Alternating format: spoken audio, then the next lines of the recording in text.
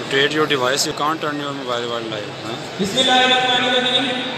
सीला होगा एक बहुत अहम और बहुत इम्पोर्टेंट सेशन ग्रैंड ऐसे होगा यार, शुरू करने की तरफ जा रहे हैं हम। और अपने टॉपिक, अपने उन्वान, अपने मौजू की वजह से हमें ऐसा महसूस हो रहा है कि शायद ये आज का टॉपिक और आज की ये डिबेट बहुत गर्मा गर्म डिबेट होने जा रही है। इस डिबेट के हवाले से अपनी ऑडियंस से मैं कुछ गुजारिशात ज़रूर करना चाहूँगा कि इस डिबेट के दौरान किसी भी किस्म की हूटिंग या नारेबाजी आप हरगिज़ नहीं करेंगे। खामोशी के साथ जो भी गुफ्तगू यहाँ से की जाएगी आप उसको सुनेंगे। हाँ, आप किसी बात को अप्रिशिएट करने के लिए क्लैपिंग कर सकते हैं, लेकिन क्लैपिंग के अलावा दीगर चीज़ों से परहेज़ कीजिएगा।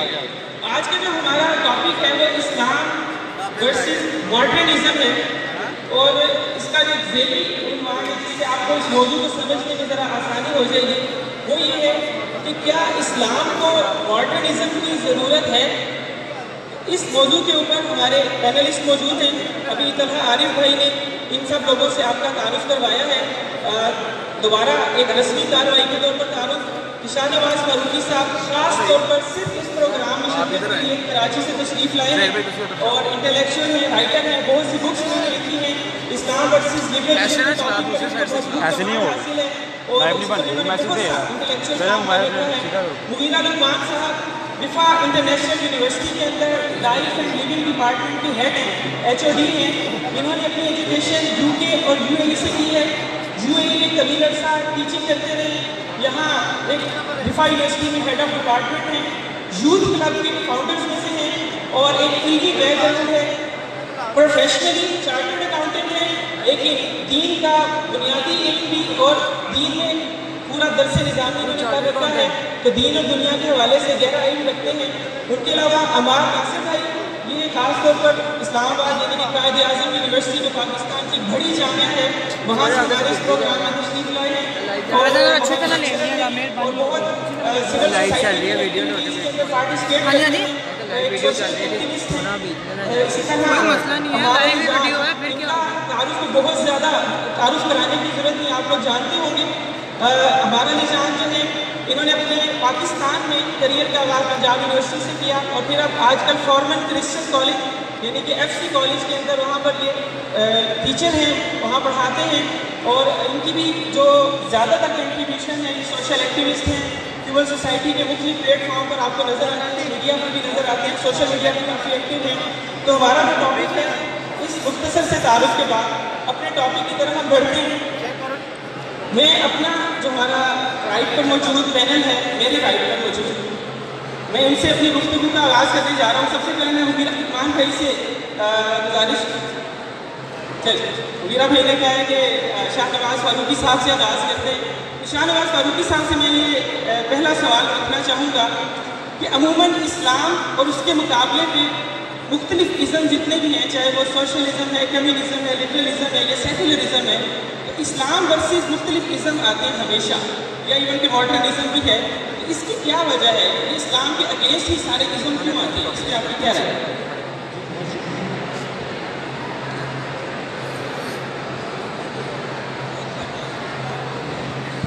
बहुत शुक्रिया। मैं आपसे अर्ज़ करूँगा कि गुफ्तगू की अगर मॉडर्निटीज़ तय हो जाएँ तो बात करने में उनको भी आसानी होगी और हमें भी आसानी होगी। और मैं आपसे अर्ज़ करूँगा कि जब हम मॉडर्निटी की बात करते हैं, जब हम इस्लाम की बात करते हैं, तो हम दरअसल वेस्टर्न सिविलाइजेशन की और इस्लामिक सिविलाइजेशन की बात करते हैं। और सिविलाइजेशंस को वैसे तो 8-10 कॉन्सेप्ट हैं, लेकिन 4-5 कॉन्सेप्ट ऐसे हैं जिनके बगैर कोई सिविलाइजेशन अपना सिविलाइजेशन होना क्लेम नहीं कर सकती। मिसाल के तौर पर हर सिविलाइजेशन की एक ऑन्टोलॉजी होती है, उसका एक तस्वुर इलाह होता है, एक ऐसा प्रिंसिपल जिसके ज़रिए से पूरी ज़िंदगी को इंटरप्रेट किया जा सके। इस्लाम का तस्वुर इलाह ये है कि हम एक खुदा को मानते हैं, वो हमारा खालिक है, मालिक है, राज़िक़ है, उसी की तरफ से हम इस दुनिया में आए हैं और उसी की तरफ हमें लौट कर जाना है। और वही उसकी ज़ात और उसके भेजे हुए पैगम्बर और उसकी भेजी हुई किताबें हमारे लिए सरचश्मा हिदायत है। नंबर 1, वेस्टर्न सिविलाइजेशन की जब हम बात करते हैं یعنی اگر ہم کہتے ہیں لا الہ الا اللہ، ہماری تہذیب کھڑی ہوئی لا الہ الا اللہ محمد رسول اللہ، اس پر پوری تہذیب ہماری کھڑی ہوئی۔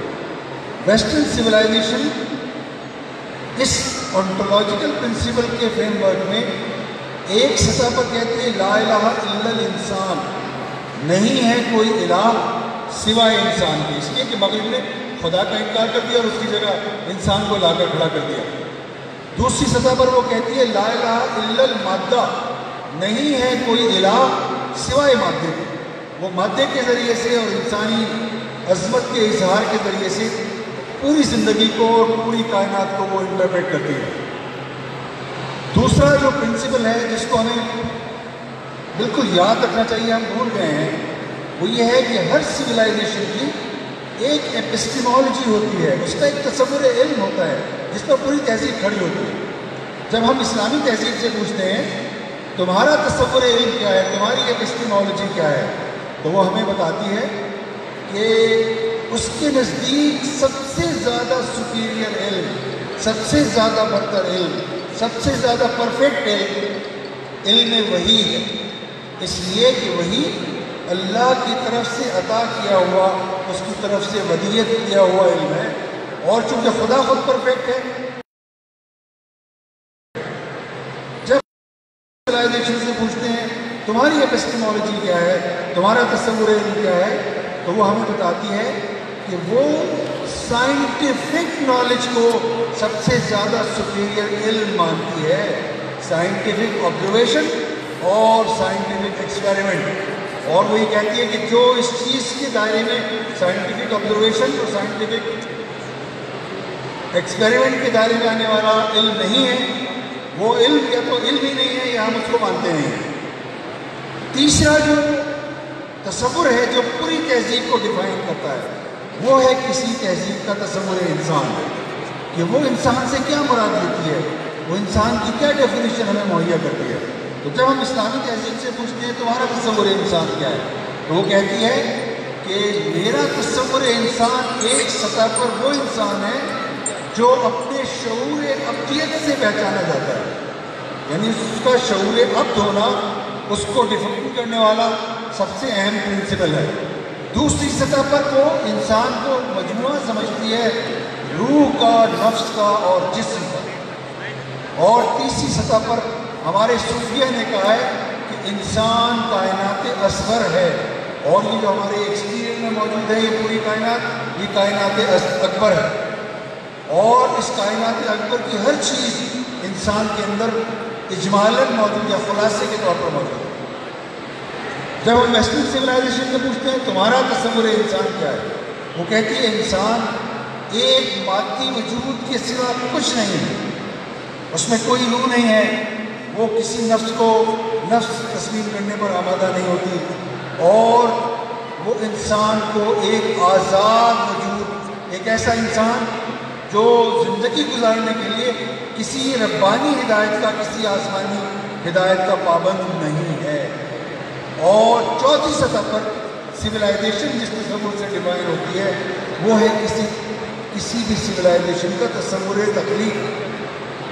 مثلاً مثال کے طور پر ہمارا تصور تخلیق یہ ہے کہ خدا نے اس کائنات کو کن کہہ کر تخلیق کیا، کن کہہ کر تخلیق کیا، اور انسان کو اس نے اشرف المخلوقات بنایا، اور اس کو نیکی اور بدی دونوں کا علم ودیت دیا انبیاء کے ذریعے سے، اس کے لفظ میں خلقی طور پر موجود ہے۔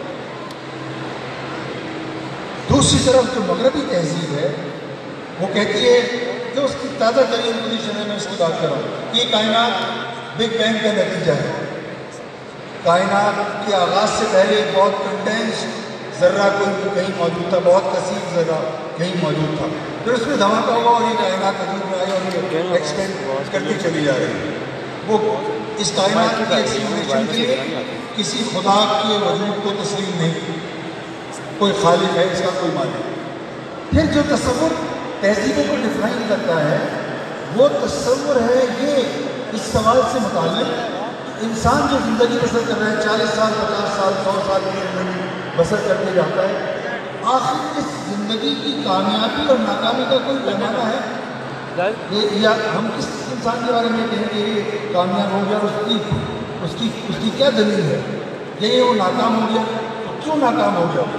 تو اسلامی تہذیب اس سوال کا یہ جواب دیتی ہے کامیاب انسان وہ ہے جس نے اپنے رب کو راضی کیا اور جو جہنم سے نجات پا گیا، وہ آدمی کامیاب ترین آدمی ہے۔ ہماری تہذیب کا بلند ترین نقطہ وہ ہے جہاں خدا انسان سے راضی ہو جاتا ہے اور خدا کی دی ہوئی تقدیر پر اس سے راضی ہو جاتا ہے۔ یہ ہماری تہذیب کا اعلیٰ ترین معیار ہے۔ اس کے برعکس جو ویسٹرن سویلائزیشن ہے وہ ہمارے سامنے آئیڈیا آف پروگریس رکھتی ہے، مٹیریل پروگریس، جس نے پروگریس کی اور اس کے مختلف پیمانے انہوں نے بنائے ہوئے ہیں۔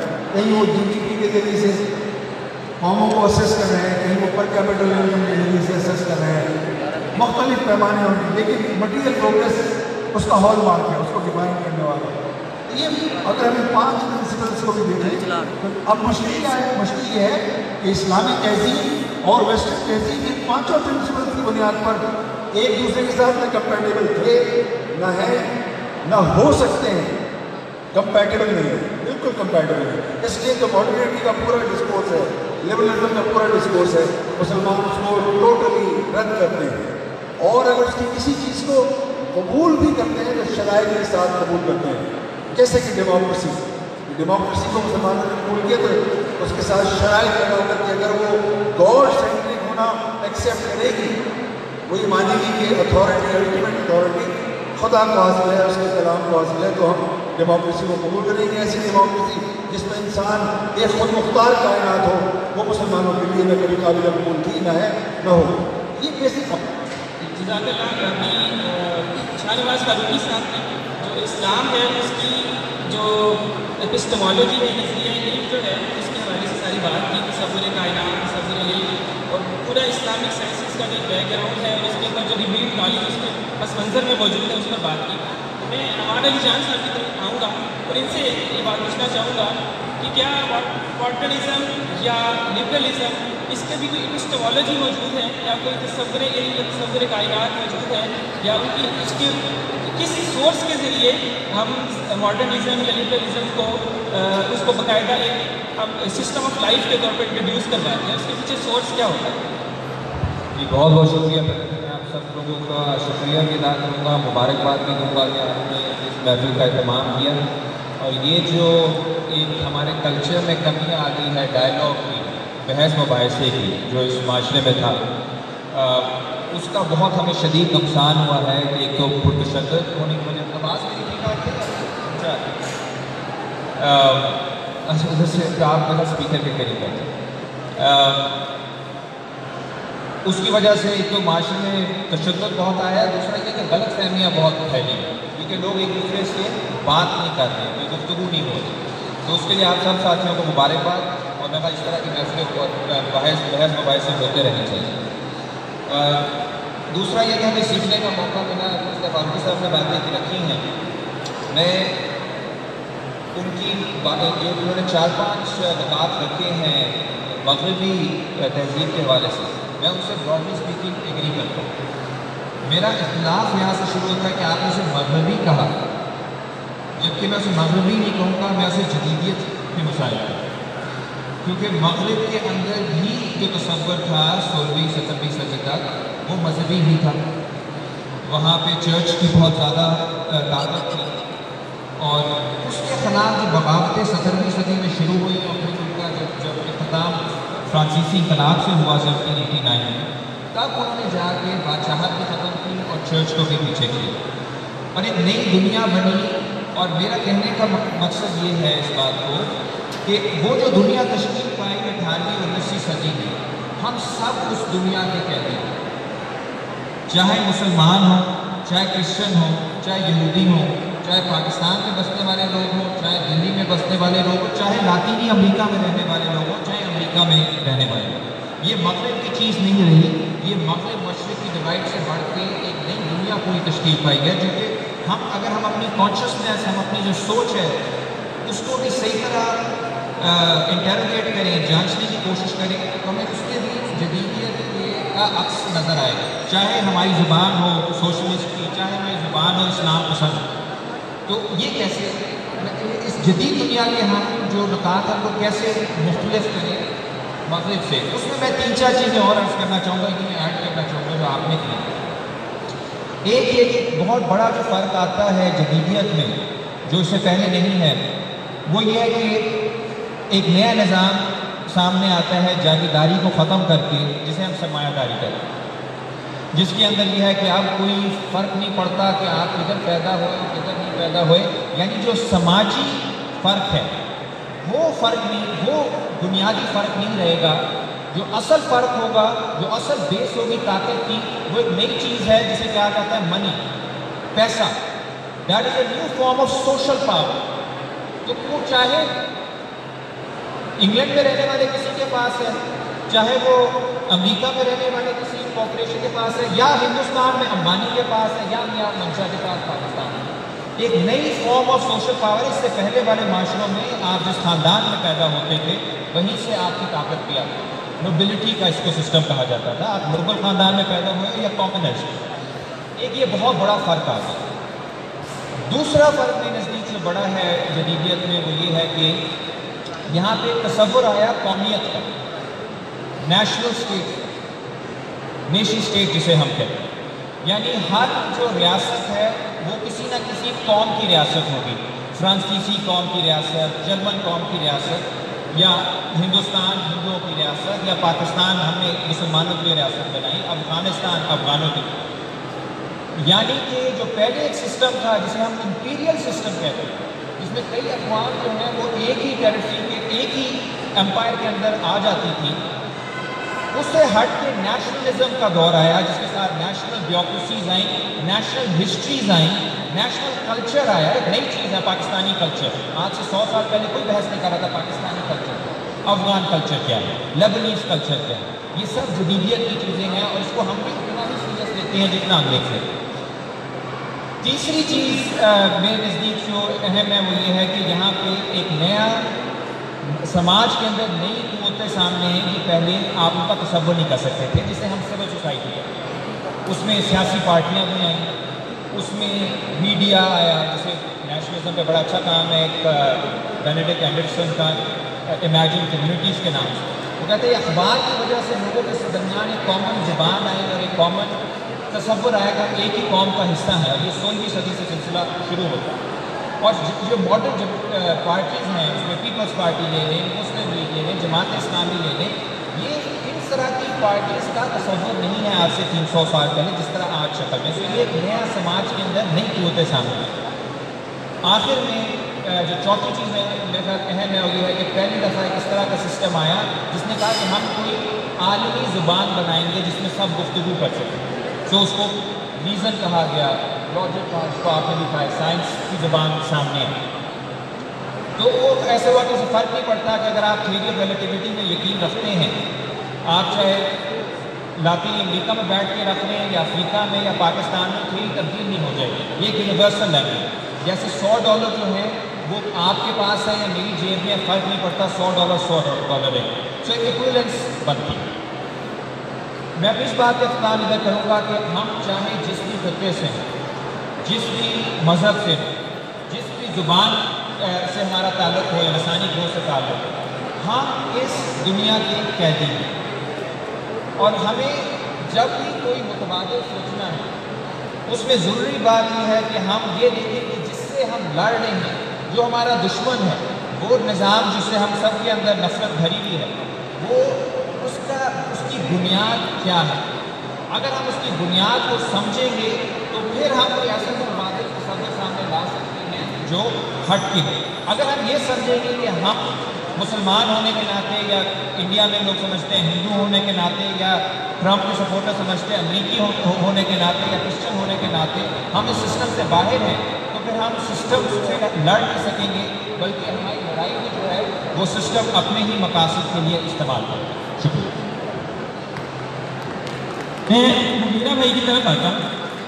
ہمارے علی جان بھائی کی جتنی بات سنی اس کا ایک خلاصہ ان کی اجازت سے میں کہوں تو وہ یہ بنتا ہے کہ اس وقت پورے معاشرے کے اندر اور ملکوں کے اندر ایک انریسٹ کی کیفیت ہے، آپس میں جھگڑے ہیں، نفرتیں ہیں، چاہے وہ سوشل جو اسٹیٹس ہو انسان کا، یا اس کا اکنامک اسٹیٹس ہو، یا اس کا معاشرتی رویہ ہو، جو بھی ان کے اندر ایک انریسٹ ہے، ایک نفرت ہے، ایک کلیش کی طرف سوسائٹی جاتی ہے. تو اس سوسائٹی کو اعتدال کی طرف لانے کے لیے، امن کی طرف لانے کے لیے انہوں نے 4 نکات بیان کیے. تو کیا اسلام جو ہے وہ کلیش کی طرف لے جاتا ہے، یا امن کی طرف لے جاتا ہے، یا وہ ڈسٹنس کریٹ کرتا ہے لوگوں کے درمیان، یا محبت کی فضا پیدا کرتا ہے؟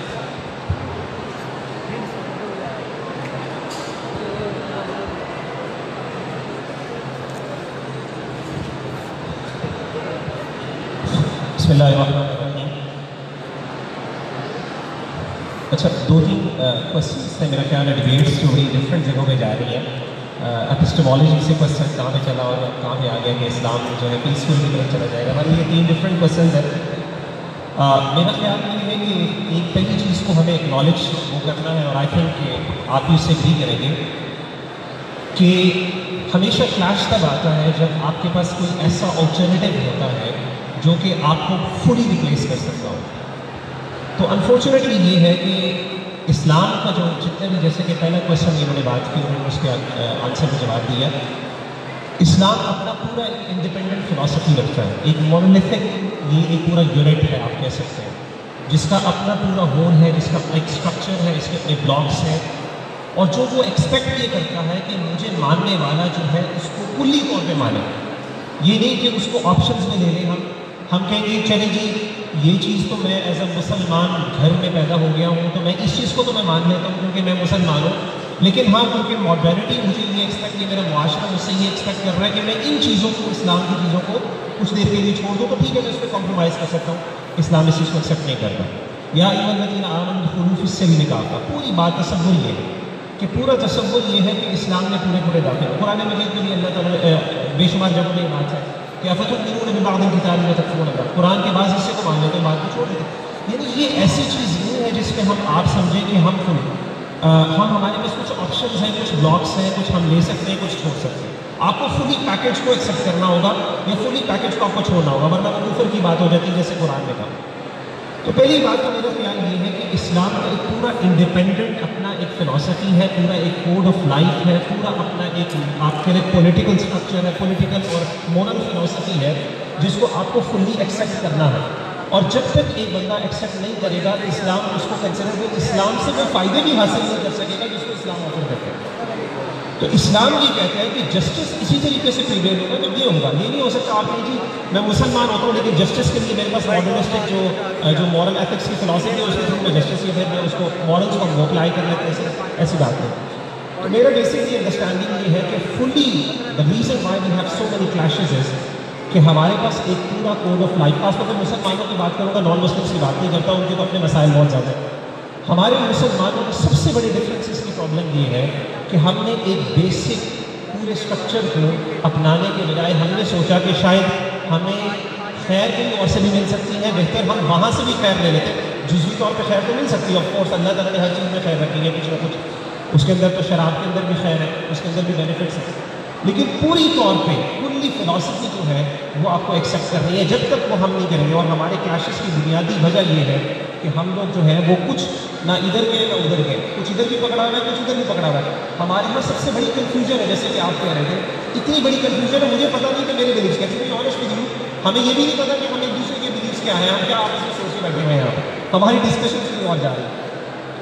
بیسک یونٹ کے اوپر ہم ایگری کر سکتے ہیں، وہ یہ ہے کہ اسلام کو کلی طور پہ ہم اپنائیں. ادخلوا فی السلم کافہ. اسلام کا پولیٹیکل سسٹم بھی ایکسیپٹ کریں، اسلام کا اکنامیکل سسٹم بھی ایکسیپٹ کریں، اسلام کا مورل سسٹم اور سوشل سسٹم بھی ایکسیپٹ کریں.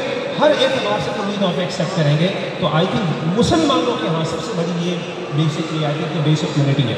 اس کے علاوہ میرا خیال ہے کہ اگر ہم دیکھیں نا کچھ یہاں سے پکڑ لیں وہاں سے پکڑ لیں تو اس کے اندر کلیشز ہوں گے، اس میں پرابلمز آئیں گے، ڈسکرپنسیز آئیں گی، کنفیوژنز آئیں گی، مزید پرابلمز بنے گی. Thank you very much. شکریہ. ابھی غلط مان sir, Islam is a complete code of life. Are you agree with this اور ناٹ؟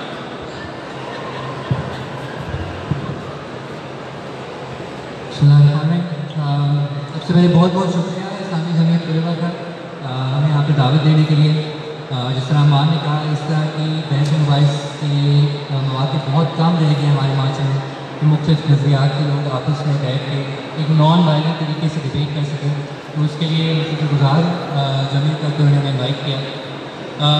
جہاں تک آپ کے سوال کا تعلق ہے، میں اس سے پہلے تھوڑا بہت جو ڈبیٹ کی جو ٹرمز ہیں ان پہ تھوڑی نظر ثانی کرنا چاہوں گا کہ جو سوال پوز ہوا وہ ہے اسلام ورسز ماڈرنٹی کا، اور اس کی تشریح بھی بہت اچھی شاہ نواز صاحب نے کی، امان نے بھی کی. تو میرے نزدیک یہ بات بہت اہم ہے کہ یہ جو دو چیزیں ہیں اسلام و ماڈرنٹی، یہ بالکل بھی الگ سے چیزیں ان کو نہیں تصور کیا جا سکتا. سب سے پہلی چیز جو ماڈرنٹی کا سوال ہے، جس طرح امان نے ذکر کیا کہ ماڈرنٹی کیا ہے، ایک خاص تاریخی دور کا بھی نام ہے جب یورپ کے اندر سائنس کا، ریزن کا، نیشن اسٹیٹ کا، سرمایہ داری کا تصور آیا، اور ایک سیٹ آف آئیڈیاز کا بھی نام ہے. جس طرح شاہ نواز صاحب نے اس کی تعریف کی، انسان کو یونیورس کے سینٹر میں دیکھا گیا، لاجک اور ریزن کا استعمال کیا گیا اور سب کچھ کیا گیا. تو میرے نزدیک ماڈرنٹی کوئی نیسیسریلی ایک پروگریسو چیز جس طرح اس کو تصور کیا جاتا ہے ویسی نہیں ہے. ماڈرنٹی نے ظاہر ہے انسانی پروگریس کے لیے، یعنی پیداواری ذرائع بڑھانے کے لیے بہت کچھ کیا ہے. جب سے ماڈرنٹی کا تعلق انڈسٹریل ریولوشن سے بھی تھا، ماڈرنٹی کا تعلق سائنٹیفک ریولوشن سے بھی تھا، جس کی وجہ سے انسان کے پیداواری جو اس کے پاس جو وسائل ہیں، چیزیں کو بنانے کے طریقے ہیں بہت زیادہ بڑے. لیکن ساتھ ساتھ ماڈرنٹی کا تعلق سرمایہ دارانہ استحصال سے اور نوآبادیاتی نظام سے بھی تھا. جو انڈسٹریل ریولوشن جس سے ماڈرنٹی کا بہت گہرا تعلق ہے، اس کی وابستگی ہے، یورپ میں وہ انڈسٹریل ریولوشن ممکن نہ ہوتی اگر کالونیز نہ ہوتی، وہ نوآبادیات نہ ہوتے جہاں سے جا کر یورپ نے وہ ان وسائل پر قبضہ کیا جس کے ذریعے انہوں نے پھر اپنی انڈسٹریل ریولوشن کو فیول کیا.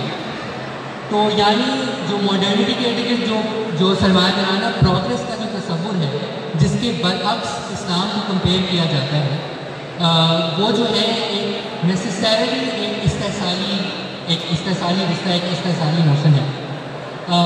تو ہم تو اس طرح انکرٹیکلی ماڈرنٹی کو امبریس نہیں کرتے، نہ اس کو اسلام کے برعکس کوئی متبادل کے طور پر پیش کرتے ہیں.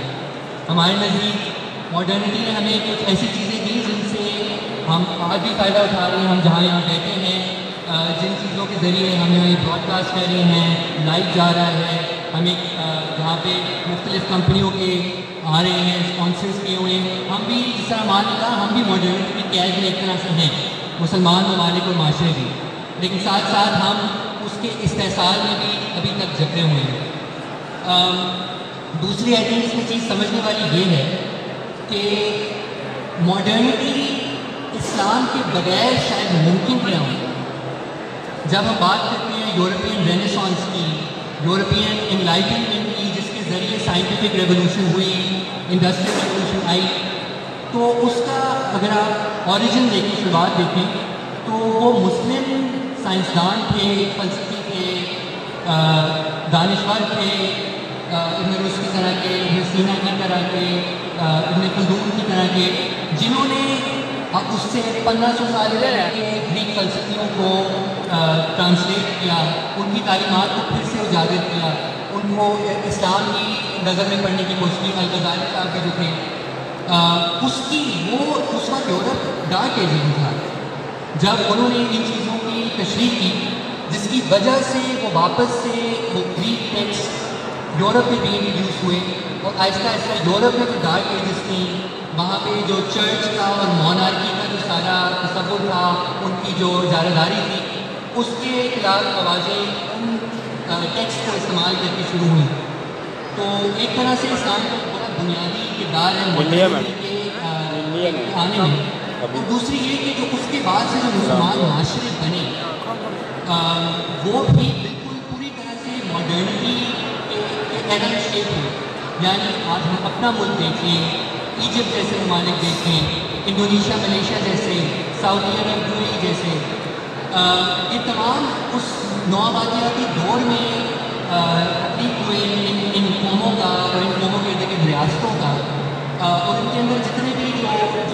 قانونی نظام ہے جو سیاسی تحریکیں بھی چلی بشمول جماعت اسلام کی جیسے تحریک جس کے آج ہم یہاں اسٹیج پہ بھی بیٹھے ہیں، وہ بھی اس کو ایک ماڈرن دنیا کی پیداوار کی ایک ماڈرن جس طرح ہمارے کہا سیاسی جماعت جس کا پری ماڈرن ایرا میں تصور نہیں ہوتا ہے، وہ ایک سیاسی جماعت بنی اور انہوں نے بلکہ مودودی صاحب کو کہا جاتا ہے کہ انہوں نے ایک لیننسٹ پارٹی کی بنیاد پہ اس کی جماعت اسلامی کی بنیاد رکھی انہیں تصورات پر، اور اس کے بعد سے ہم جتنے بھی تاریخ 20ویں صدی کی دیکھتے ہیں تو مسلم ممالک میں ماڈرنٹی کی فریم ورک پہ انفلی ڈبیٹ چلتی رہی کہ ہم نے پروگریس کرنا ہے، ہم نے ڈیولپ کرنا ہے، ہم نے ایک جدید ریاست بنانی ہے۔ ایون جو مذہبی جماعتیں اور مذہبی تحریکیں ہیں وہ بھی اس فریم ورک میں آپریٹ کرتے رہے۔ تو جہاں تک آپ کا سوال تھا اسلام کے امن ضابطہ حیات کے حوالے سے، میرے نزدیک جو سوال ہے اسلام کی ریفارمیشن کا، میرے نزدیک یہ سوال ہے اس کی فہمی ایک اور طرح سے ہونا چاہیے۔ میرے نزدیک اسلام کی تعلیمات جس طرح طالبات صاحب نے ان کی کچھ تشریح کی وہ ہیں، وہ بہت واضح ہیں، وہ ہمیں قرآن میں نظر آتی ہیں اور ایک طرح سے ان کی ٹائم لیسنس ہے، لیکن ہمیں جو حقیقی مادی حقیقت جس کے اندر ہم رہتے ہیں وہ تو انسانی سماج کی اور اس سے جڑے ہوئے جو نظام ہیں اس کی ارتقاء کے ساتھ جڑی رہتی ہے اور اس کی ارتقاء کے ساتھ تبدیل ہوتی رہتی ہے۔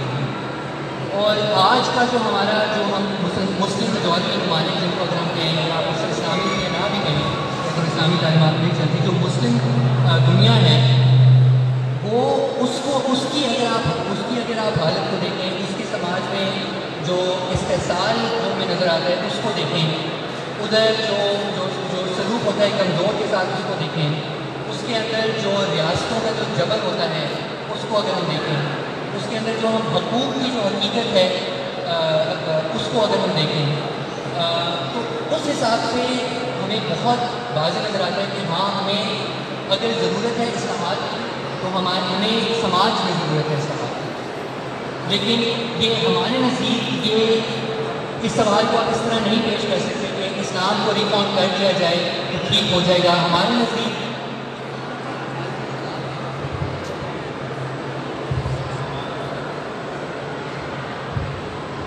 نزدیک یہ جو پورا عالمی جو نظام ہے، جو سرمایہ دارانہ نظام ہے، جو سامراجی نظام ہے، جس کے اندر مختلف طریقہ کار سے مسلمان ممالک کی اشرافیہ اور ادھر کے حکمران اور مختلف لوگ اس کے ساتھ جڑے ہوئے ہیں، اس کے ساتھ منسلک ہیں، اس نظام کو جڑوں سے تبدیل کرنے کی ضرورت ہے اور ایک متبادل کھڑا کرنے کی ضرورت ہے۔ ہماری بحث اس پر ہونی چاہیے کہ وہ نظام جو آج قائم ہے، جو ہم پر مسلط کیا گیا ہے، اس کی بنیادیں کیا ہیں اور ہم اس کو بدلنے کے لیے کیا کر سکتے ہیں۔ جی بالکل، جزاک اللہ۔ شاہنواز فاروقی صاحب، میں تو پہلے اس کے لیے گزارش کروں گا کہ آپ ایک ڈیٹیل آنسر ہو رہے لیکن آپ تھوڑا سا شارٹ آنسر کریں، بس ٹائم کی بھی قلت ہے۔ شاہنواز فاروقی صاحب سے میں یہ ہوگا، ابھی ہمارا راشد بھائی نے بات کی ہے کہ انہوں نے ایک چیز کو تسلیم کیا کہ اسلام کے بغیر ماڈرنٹی ممکن نہیں ہے۔ انہوں نے یہ بھی مانا، انہوں نے بتایا کہ خود اسلامسٹ جو لوگ ہیں وہ بھی ماڈرن ہو چکے ہیں، چاہتے ہوئے یا نہ چاہتے ہوئے جیسے بھی۔ تو کیا جو اسلامسٹ لوگ ہیں وہ جب خود اپنے آپ کو ماڈرن بنا چکے ہیں جس کی طریقے سے، جیسے کہ چاہے وہ مجبوراً ہی صحیح، مختلف پارٹیز کے بھی نام لیے کہ وہ پارٹیز کا بننا ایک سر ماڈرنزم ہے، اور اس میں یہ جو پچھلے 300 سال کا عرصہ جس کے اندر یورپ ڈارک ایجز سے ماڈرنزم تک پہنچا ہے اور اب پوسٹ ماڈرنزم سے گزر رہا ہے، تو اس کے اندر یہ جو اسلامسٹ ہیں ان کے بھی اب اس ٹیکنالوجی کیا رہ جاتی ہے، ان کا تصور کیا رہ جاتا ہے کہ جب وہ خود اپنے آپ کو ماڈرنسٹ بنا چکے ہیں؟ مجھے جو عمان کہہ رہے ہیں اس تجزیے سے اتفاق نہیں ہے۔ یہ جو ماڈرنٹی ہے اس کا ویسٹرن سویلائزیشن سے کچھ لینا دینا نہیں ہے، وہ اپنی ایسنس میں وہ ویسٹرن پروڈکٹ ہے اور وہ اپنے انہی پرنسپل سے پہچانی جاتی ہے جن کا کہ میں نے اپنے گفتگو کے آغاز میں ذکر کیا، اس کی انٹالوجی، اس کی ایپسٹیمالوجی، اس کا تصور انسان، تصور زندگی، تصور کائنات، وہ سب کچھ مختلف ہے۔ یہ بات صحیح ہے کہ اگر مسلمانوں نے یورپ کو علوم اور فنون منتقل نہ کیے ہوتے تو یورپ کبھی یورپ بن نہیں سکتا تھا، یہ بالکل صحیح ہے۔ لیکن اس میں جو بات پہچاننے کی ہے وہ یہ ہے کہ ہم نے یورپ کو آب حیات دیا تھا، اس نے اس کی آنٹولوجی کو، اس کے ایپسٹیمولوجیکل پرنسپل کو بدل کے اس کو زہر میں کنورٹ کر دیا۔ ہم نے ان کو ایک خدا مرکز کائنات کا تصور دیا تھا، ہم نے ان کو قرآن مرکز کائنات کا تصور دیا تھا، ہم نے ان کو رسول مرکز، وہی مرکز علم مہیا کیا تھا۔ انہوں نے ان تمام تصورات کا انکار کیا اور اس کے فنکشنل یا پریکٹیکل آسپیکٹ کو صرف اڈاپٹ کر لیا، یعنی جس کو آپ پروگریس کہتے ہیں، آئیڈیا آف پروگریس۔ ایسی پروگریس جو مجھے میرے خدا سے جوڑ لے جانے والی ہو، جو مجھے میرے مرکز سے جوڑ لے جانے والی ہو، نہ میں ماضی میں قبول کی نہ آپ قبول کی۔ یعنی اگر آپ یہ پوری کائنات بھی مجھ سے کہیں کہ تم خدا کو اپنے ترک کر دو اور میں تمہیں پوری دنیا کی حکومت دیتا ہوں، تو مجھے پوری دنیا کی حکومت نہیں درکار ہے، اس لیے کہ میرے لیے پوری دنیا کی حکومت بھی اسی وقت معنی رکھتی ہے جب میں اپنے خدا کو مانتا ہوں، جب میں اپنے تصور علم کو مانتا ہوں۔ اب آپ نے ایپسٹیمولوجی کی بات کی، ماڈرن سائنس کی آپ بات کریں، ماڈرن سائنس ایک لمحے کے لیے بھی وہی کی بالادستی کو قبول کرنے کے لیے تیار نہیں ہو سکتی۔ یعنی ہمارا جو تصور علم ہے، ہم سائنس کے خلاف نہیں ہیں، سائنس کے آپ اس کے کسی بھی فیکلٹی کے خلاف نہیں ہیں۔ آپ فزکس کے اندر ڈیولپ کرنا چاہتے ہیں کریں، آپ تصور علم کی کسی بھی برانچ میں ڈیولپ کرنا چاہتے ہیں کریں، لیکن اس برانچ آف نالج کو یہ ماننا پڑے گا کہ وہ سبمٹ کرے گی وہی کے تصور کے سامنے۔ اگر کوئی تصور علم وہی کے آگے سبمٹ نہیں کرتا، وہ میرا تصور علم ہے، اور مسلمان اس کو کسی بھی طرح سے قبول نہیں کر سکتا۔ اب مشکل یہ ہے کہ مسلمانوں نے جو ماڈرنٹی کی جتنی بھی شکلیں اختیار کی ہوئی ہیں، اس کا سبب یہ ہے کہ جو مسلمانوں کا تصور ریاست اور سیاست ہے وہ عرصے سے نان فنکشنل ہے، اور کالونائز مینٹیلٹی ایٹ ورک ہے پوری مسلم دنیا کے اندر۔ اس کی پوری رولنگ یونٹ، خواہ وہ جرنیل ہو، خواہ وہ بادشاہ ہو، خواہ وہ ڈیموکریٹک طریقے سے الیکٹ ہونے والے رہنما ہوں، وہ سب کے سب کالونائز مینٹیلٹی رکھتے ہیں، اور ویسٹ کو انہوں نے اپنے لیے معیار بنایا ہوا ہے۔ یہ اصل تضاد ہے مسلم دنیا کا، جو تضاد یہ ہے کہ ہم ایک اسپلٹ پرسنالٹی کیس کے طور پر پوری دنیا میں پہچانے جاتے ہیں۔ ہم پرنسپل کی سطح پر اسلام کو اپہولڈ کرتے ہیں، اور جو زندگی ہم بسر کر رہے ہیں وہ ویسٹرنائزیشن کی بہترین مثال ہے۔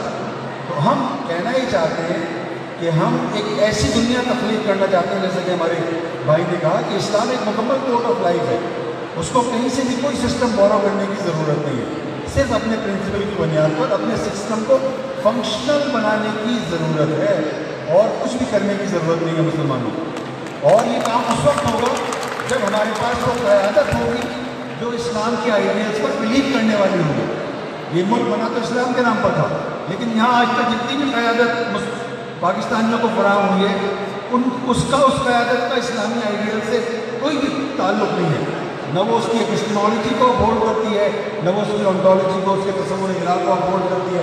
میں اس کی مثال دیتا ہوں، پاکستان کے حکمران طبقے نے یہ سمجھتے ہوئے کہ ظاہر ہے پاکستان کے مسلمان اسلام سے جذباتی طور پر بہت گہری وابستگی رکھتے ہیں، اس لیے اس کو ایک اسلامی آئین تو بنا کر دے دیا، لیکن پاکستان کا حکمران طبقہ کبھی بھی اسلام کو آئین سے نکل کر ریاست اور سیاست پر امپلیمنٹ نہیں ہونے دیتے، اور اس کا نتیجہ یہ ہے کہ اسلام ہمارے آئین کا قیدی بن کر رہتے ہیں۔ ضرورت ہے اسلام کو آئین کے اس فریم سے نکال کر پریکٹیکل لائف میں انٹروڈیوس کرنے کی اور اس کو بالادست بنانے کی۔ جس دن یہ ہو جائے گا کام، اس دن ہم اپنے اوریجن کی طرف لوٹ سکیں گے۔ اور میں آپ سے کہوں کہ جو ماڈرنٹی کا پرابلم ہے، وہ ان کا جو تصور تاریخ ہے وہ بڑا عجیب ہے، لینئر ہے۔ ہم آپ تو جانتے ہیں یہ فلسفے کے دائرے میں بھی آپریٹ کرتے ہیں۔ ہمارا تصور تاریخ سرکولر ہے، دائروی ہے۔ ہم اپنے مرکز، ہماری تاریخ دو سمتوں میں سفر کرتی ہے۔ ایک ہے ہماری تاریخ کی مرکز جو حرکت جو ہمیں ہمارے مرکز سے جوڑتی ہے، ایک حرکت ہے جو ہمیں ہمارے مرکز سے جوڑ لے جاتی ہے۔ تو ایسی کوئی بھی حرکت جو ہمیں ہمارے مرکز سے جوڑ کرے، ہاں وہ ماڈرنٹی के फ्रेम में हो, का वो वेस्टर्न एनिमेशन के फ्रेम में हो, वो हमारे लिए एक्सेप्टेबल नहीं है। हम अपने मरकज़ से जुड़े रहना चाहते हैं। और मैं यहाँ इकबाल, मुझे याद आया इकबाल का वो शेर जो हमारी पूरी ज़िंदगी को डिफाइन करने के लिए काफ़ी है। इकबाल ने कहा है कि मोहम्मद से वफ़ा तूने तो हम तेरे हैं, ये जहाँ चीज़ है क्या लौ कलम तेरे। यानी इकबाल कह रहे हैं असल मसला है मुसलमानों का, उनके सवाल का असल सबब ये है कि मुसलमानों ने रसूल अकरम सल्लल्लाहु अलैहि वसल्लम की सीरत तैयबा को मॉडल बनाना छोड़ दिया है, और हमारे लिए निजात की वाहिद सूरत यह है कि हम रसूलुल्लाह सल्लल्लाहु अलैहि वसल्लम की सीरत तैयबा को मरकज़ बना लें और ट्रांसेंड कर जाएँ इन तमाम मसाइल से। और हम कर सकते हैं, हमने तारीख़ के मुख्तलिफ अखबार में करके दिखाया है इससे पहले, क्योंकि हम इससे पहले कर चुके हैं, इसलिए आइंदा भी कर सकते हैं। तो इसलिए हमारी हर डिबेट कन्वर्ज होती है हमारे तसव्वुर इलाह पर, हमारे तसव्वुर इल्म पर, हमारे तसव्वुर ज़िंदगी पर, और हमारे इस तसव्वुर पर। असल मैं मॉडर्निटी की एक बात आपसे एक और बात शेयर करना चाहता हूँ। मॉडर्निटी भी मानती है, मोरालिटी पर बिलीव करती है, लेकिन अम्मार इसकी गवाही देंगे कि वो ऑब्जेक्टिव मोरालिटी नहीं है, वो कंडीशनल मोरालिटी है। हालात बदल जाते हैं, समाजी हालात बदल जाते हैं, मोरल प्रिंसिपल तब्दील हो जाता है। लेकिन इस्लाम का जो मोरल कोड है वो क़यामत तक के लिए बनाया गया है। उसका जो हलाल और हराम है वो किसी सूरत में नहीं बदल सकता। जो हलाल है वो हमेशा हलाल रहेगा, जो हराम है वो हमेशा हराम रहेगा। मैं इसकी मिसाल दे देता हूँ आपको कि मगरिब में अब तो क्रिश्चियनिटी के जो वो है की जो अथॉरिटीज़ हैं उन्होंने भी मान लिया, मतलब आपको मालूम है कि वहाँ हम जिस परस्त पेस्टर उनके चर्चेज के अंदर मौजूद हैं। इस्लामी सोसाइटी में ये कभी मुमकिन भी नहीं है, ये इस्लामी तहजीब में कभी ना मुमकिन हुआ है, ना मुमकिन हो रहा है, ना आइंदा होगा। और हमारी बदकिस्मत ये है कि इस वेस्टर्न आइडियल को, इस कॉन्सेप्ट ऑफ मोरालिटी को पूरी दुनिया ने अडॉप्ट कर लिया। इसकी मैं ज़्यादातर ये मिसाल देता हूँ, हिंदुस्तान जैसा मुल्क जो क्लेम करता है कि वो 5000 साल पुरानी मजहबी तहजीब है, उसने भी होमोसेक्सुअलिटी को अल्टीमेटली सुप्रीम कोर्ट के जरिए से इंडोर्स करा लिया। और मैं ऐसे बहुत सारे लिबरल लोगों को जानता हूँ। मैं मिसाल दे देता हूँ आपको, डॉन के अंदर इस फैसले के फ़ौरन बाद डॉन के अंदर एक पूरे सफ़े का आर्टिकल छाया हुआ रीमा उमर का। उन्होंने कहा कि जो हिंदुस्तान का की सुप्रीम कोर्ट का एक फैसला है जिसमें उसने हमजिन्स परस्ती को इंडोर्स किया है, ये खत्ते के तमाम मुल्कों के लिए एक मिसाल है। मैं छपी हुई बात बता रहा हूँ, जो छपी हुई बात बता रहा हूँ। ये चीज़ हमारे लिए एक लम्हे के लिए भी एक्सेप्टेबल नहीं हो सकती। हम उस मोरल कोड ही को अपहोल्ड करेंगे जो इस्लाम ने हमें फराहम किया है, और वो अनचेंजेबल है, वो कभी चेंज नहीं होगा। इस्लाम का हलाल भी नहीं बदलेगा और उसका हराम भी नहीं। जी शुक्रिया। हम इसी बात का जवाब हमारी जान साहब की तरफ चलते हैं। अभी तक ज़्यादातर जो हमारी बात हो रही है वो सोसाइटी के बिहेवियर या तसव्वुर इल्म के ऊपर रही है, लेकिन हर इंसान के साथ अल्लाह ताला ने पेड़ लगाया है, और इकोनॉमिक एक्टिविटी या मईशत या माशी निज़ाम, जिस तरह आपने कुछ जिक्र किया कि सरमायादाराना निज़ाम है, उसकी जगह बंदी की वजह से पूरा सिस्टम जो है उसी डायरेक्शन में चल रहा है कैपिटलिस्ट इकोनॉमी की वजह से। तो आप क्या समझते हैं कि जो सरमायादाराना निज़ाम है, क्या वो सूद से पाक मईशत या जिसके अंदर ज़कात उशर का निज़ाम, जिसके अंदर चैरिटी का निज़ाम, वो एक परफेक्ट इस्लाम का माशी निज़ाम है, वो एक ज़्यादा मेन और अहम चीज़ हो सकती है, या ये जो मौजूदा कैपिटलिस्ट इकॉनमी चल रही है वो, या फिर सोशलिज्म जो एक माजी में पूरे पीक पे रहा फिर उसके बाद गायब हो गया। तो कौन सा माशी निज़ाम ज़्यादा बेहतर हो सकता है सोसाइटी को, ताकि वो सरमायादारा निज़ाम के चुंगल से निकल कर एक खुशहाल ज़िंदगी गुजार सके? जी आपको क्या लगता है, क्या जवाब है? ये है, ये जो अभी फारूकी साहब ने बात की, अगेन मुझे लगता है कि एक लंबी गुफ्तगू होनी चाहिए थी, क्योंकि ये बहुत ज़बरदस्त कॉन्सेप्ट है, लीनियर नोशन ऑफ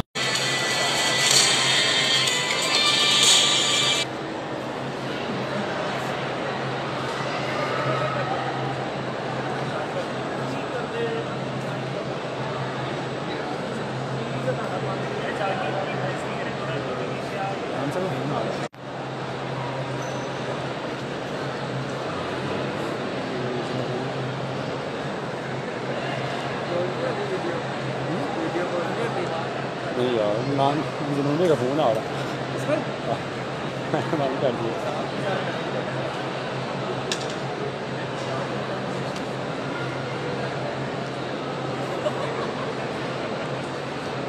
जिन्होंने का फोन आ रहा है।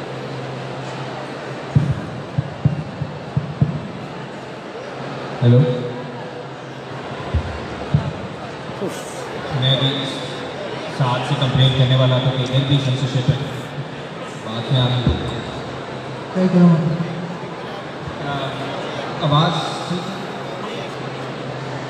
जिस तरह फारूकी साहब बात कर रहे थे कि ये एक वाकई हम कैदी हैं एक लीनियर नोशन ऑफ टाइम के, जिसमें हम समझते हैं कि माजी, हाल और मुस्तकबिल जो हैं उनमें बिल्कुल तफरीक है और बिल्कुल ये अलग चीज़ें हैं, जबकि हमारी जो रवायत है और हमारी से मुराद मैं उसको थोड़ा वसी करूँगा कि नॉन मॉडर्न जो रवायत है वो आप अगैन अफ्रीका में भी देख सकते हैं, हिंदुस्तान में भी देख सकते हैं, मुस्लिम दुनिया में भी देख सकते हैं। उसका जो तस्वर है टाइम का वो इस तरह नहीं है कि बिल्कुल ही ये अलग चीज़ें हैं माजी, हाल, बल्कि आपस में जुड़ी हुई हैं। सिक्लिकल सिक्लिकल है, सर्कुलर है। और तारीख़ के बारे में एक फिलोसोफर हैं वॉल्टर बेंजामिन कहते हैं तारीख़ वो भी है जो माजी में हुआ और वो भी है जो हो सकता था लेकिन नहीं है। यानी माजी के जो ख्वाब हैं, ख्वाहिशात हैं, वो भी माजी का हिस्सा हैं और वो मुस्तक़बिल के अंदर वापस आ सकते हैं, उसको return of as a ghost. तो ये एक हम कहते हैं इस सिस्टम के जो इसमें हमारी सोच पे ताले लगाए गए हैं। इसको हम एक जो फ़र्क आ रहा है इस डिबेट के अंदर वो यहाँ पे आ रहा है कि हम कह रहे हैं जो मुझे बात समझ आ रही है कि जो मुसलमान मुल्क हैं, जो मुसलमान उल्मा हैं, जो रियासतें हैं, इसके बावजूद कि वो अपने आप को कहते हैं कि हम फ़र्क हैं, हम इस जदीदियत को नहीं मानते, हम इस वक्त के तसव्वुर को नहीं मानते, इस फ़लसफ़े को नहीं मानते, इसके बावजूद वो इसी का जो फ्रेमवर्क है उसके अंदर फंसे हुए। और ये उनकी गलती नहीं है, ये एक तरह से तारीख़ का जबर है, ये वक्त का जबर है। अभी आपने जिस तरह कहा कि पाकिस्तान हमने मुल्क इस्लाम के लिए बनाया, इससे पहले कभी कोई मुल्क इस्लाम के लिए नहीं बना। ये क्या होता है कि आप मुल्क इस्लाम के लिए बनाते हो, नेशन स्टेट आप इस्लाम के लिए बनाते हो, क्यों नहीं बना इससे पहले? क्योंकि इससे पहले नेशन स्टेट था ही नहीं, नेशन स्टेट का तसव्वुर ही नहीं था। तो एक नई चीज़ थी। अब कुछ लोगों ने कायदे आज़म के ऊपर एक तनकीद भी रखी कि जी आप अल्लाह के नाम पे आप लकीर क्यों नहीं लगा सकते हैं ज़मीन के ऊपर। लेकिन जवाब ये था कि हालात का जबर है, हालात का जबर है जिसमें हमें जो हम मुल्क जीत रहे हैं, ले रहे हैं, जो उस वक्त दिल्ली के अंदर कायदे आज़म बहस करते थे, वॉइसरॉयज़ थे, वो ये नहीं करते थे कि हम इस्लाम के मुताबिक बना रहे हैं, वो तो मैनिफेस्टो की बातें हैं, तकरीरों की। वहाँ पे था माइनॉरिटी राइट्स जो हमारा आइन कहता है। उससे पहले अगर आप 14 नकात उनके देखें तो वो सारे के सारे मुसलमानों की minority as a minority status के ऊपर। और वो अलग बात है कि हम एक मुल्क जो है वो इस्लाम के नाम पर बना, लेकिन लीगल डिस्कोर्स में माइनॉरिटी राइट्स के लिए बना। और फिर माइनॉरिटीज़ के साथ पाकिस्तान में इस तरह का शायद सलूक नहीं हुआ जिस तरह का होना चाहिए था। तो ये सब चीज़ें एक हालात का, वक्त का जबर होता है। फिर सवाल आता है कि ये जबर कर रहा कौन है और क्यों कर रहा है? क्या इसलिए कर रहा है कि जी उन्हें मुसलमानों से नफरत है? उसकी हमें मिसालें मिल जाती हैं। देखिए जी इसमें मशरक़ी वस्ता में क्या हो रहा है, इराक में क्या किया है, लिबिया में क्या किया है, ईरान में क्या करना चाहते हैं, पाकिस्तान के साथ क्या खिलवाड़ हो रहा है, अफ़गानिस्तान के साथ क्या है। तो फिर तो ये लग रहा है मुसलमानों के ख़िलाफ़ साजिश है। लेकिन वही लोग जो इधर बमबारी करते हैं वो वियतनाम के अंदर भी 20 लाख लोगों का कत्लेआम कर देते हैं, वो लाओस के अंदर भी कत्लेआम कर देते हैं, वही अमरीकी साम्राज्य कंबोडिया को भी ख़त्म कर देता है, वही अमरीकी साम्राज्य भी शायद चंद लोगों को मालूम हो, परसों अमरीका ने हस्बे रवायत एक लातीनी अमरीका के एक मुल्क बोलिविया में CIA की मदद से एक मिलिट्री कू कराया है और एक जमहूरी हुकूमत को हटा दिया है और सदर जो है इब्न मरारज को भाग के मैक्सिको चला गया। यही वो इजिप्ट मिस्र में भी कराते रहे हैं और अल्हम्दुलिल्लाह हमारे मुल्क के ऊपर कितनी बात की जा सकती है, लेकिन यहाँ भी कुछ ऐसा ही होता है। तो वहाँ भी क्रिश्चियन है लातीनी अमरीका में, वियतनाम में बुद्धिस्ट हैं, यहाँ पे मुसलमान हैं। और जब कल्चर की बात आती है تو انہیں جب سعودی عرب اگر ان کو تیل دے رہا ہے تو انہیں کوئی مسئلہ نہیں ہے برقعے سے، انہیں کوئی مسئلہ نہیں ہے، جو مرضی کرے سعودی عرب، ان کو انگزائٹی نہیں ہوتی. لیکن اگر ان کا معیشت کا مسئلہ ہے، حالات خراب ہیں، تو مسلمان بچے جو ہیں جو آ رہے ہیں ریفیوجیز کی صورت میں یورپ داخل ہونے کی کوشش کر رہے ہیں، کہتے ہیں آپ سمندر پہ ہی مر جائیں. تو پھر کچھ تو کوئی نظام تو کچھ اور ہے، وہ کلچرلی ایکسپلین نہیں کیا جا سکتا.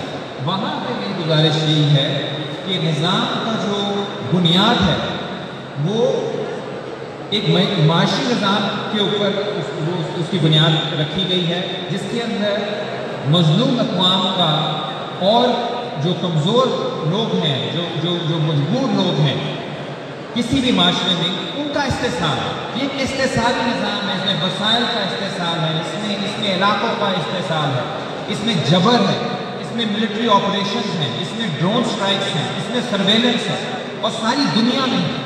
اور اس کے خلاف اگر مزاحمت ہے تو وہ بھی پھر ایک عالمی سطح پر ہی مزاحمت کرنی پڑے گی. اگر ہندوستان کے اندر مودی جو کچھ کر رہا ہے اس وقت کشمیر کے اوپر، تو جتنا ظلم وہ ڈھا رہا ہے مسلمانوں کے اوپر بھی، دلتس کے اوپر بھی، باقیوں کے اوپر بھی، تو سب سے پہلے جو آواز وہاں اٹھا رہی ہے وہ اروندھتی رائے ہیں، جن کو آپ لوگ پڑھتے ہوں گے، جو ہندو ہیں، براہمن ہیں. وہ ایک اتنی بہادر عورت ہے کہ وہ وہاں پہ دلی میں رہ کے اس کو جان کی دھمکیاں آتی ہیں، ریپ کی دھمکیاں آتی ہیں، کہتے ہیں میں مودی کو ایکسپوز کروں.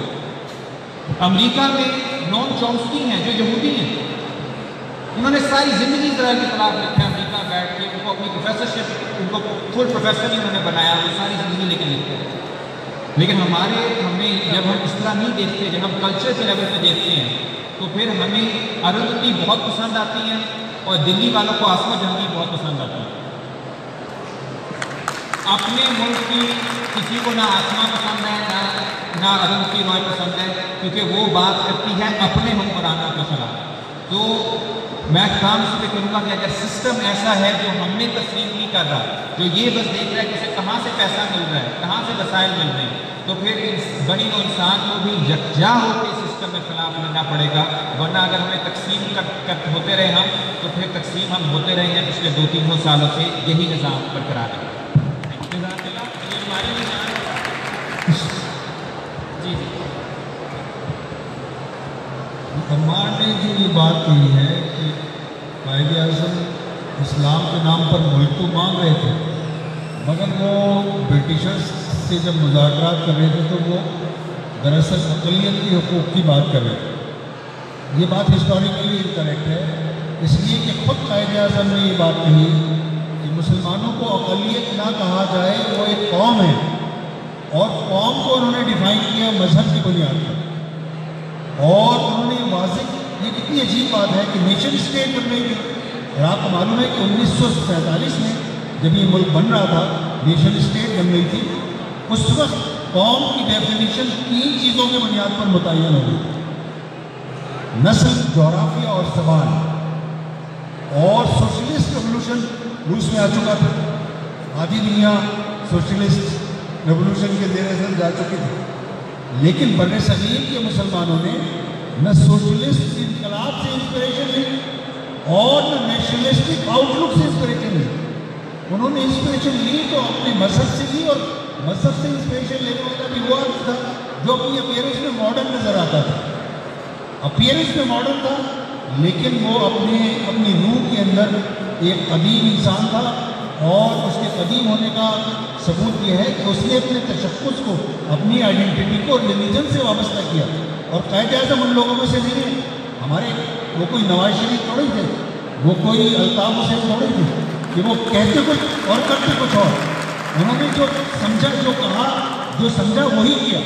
وہ مذہب کو مسلمانوں کی آئیڈینٹی سمجھتے تھے اور اسی کی بنیاد پر انہوں نے ملک بنایا. ورنہ تو پھر ہم قائد اعظم کے بارے میں یہ کہیں گے کہ انہوں نے ملک بنانے کے لیے اسلام کا نام لیا، مگر وہ پاکستان میں اسلام نہیں چاہتے تھے. اور یہ بات قائد اعظم کے کیریکٹر کے بالکل برعکس ہے، اس لیے کہ ان کے قول اور فعل میں تھوڑا سا ایڈ کرنا چاہوں گا. آپ کے سوال ہی جو آپ نے مجھے کیا تھا، تو میں ڈیولپمنٹ اسٹڈیز کا طالب علم ہوں. میں معیشت کو پڑھتا ہوں اور پڑھاتا ہوں.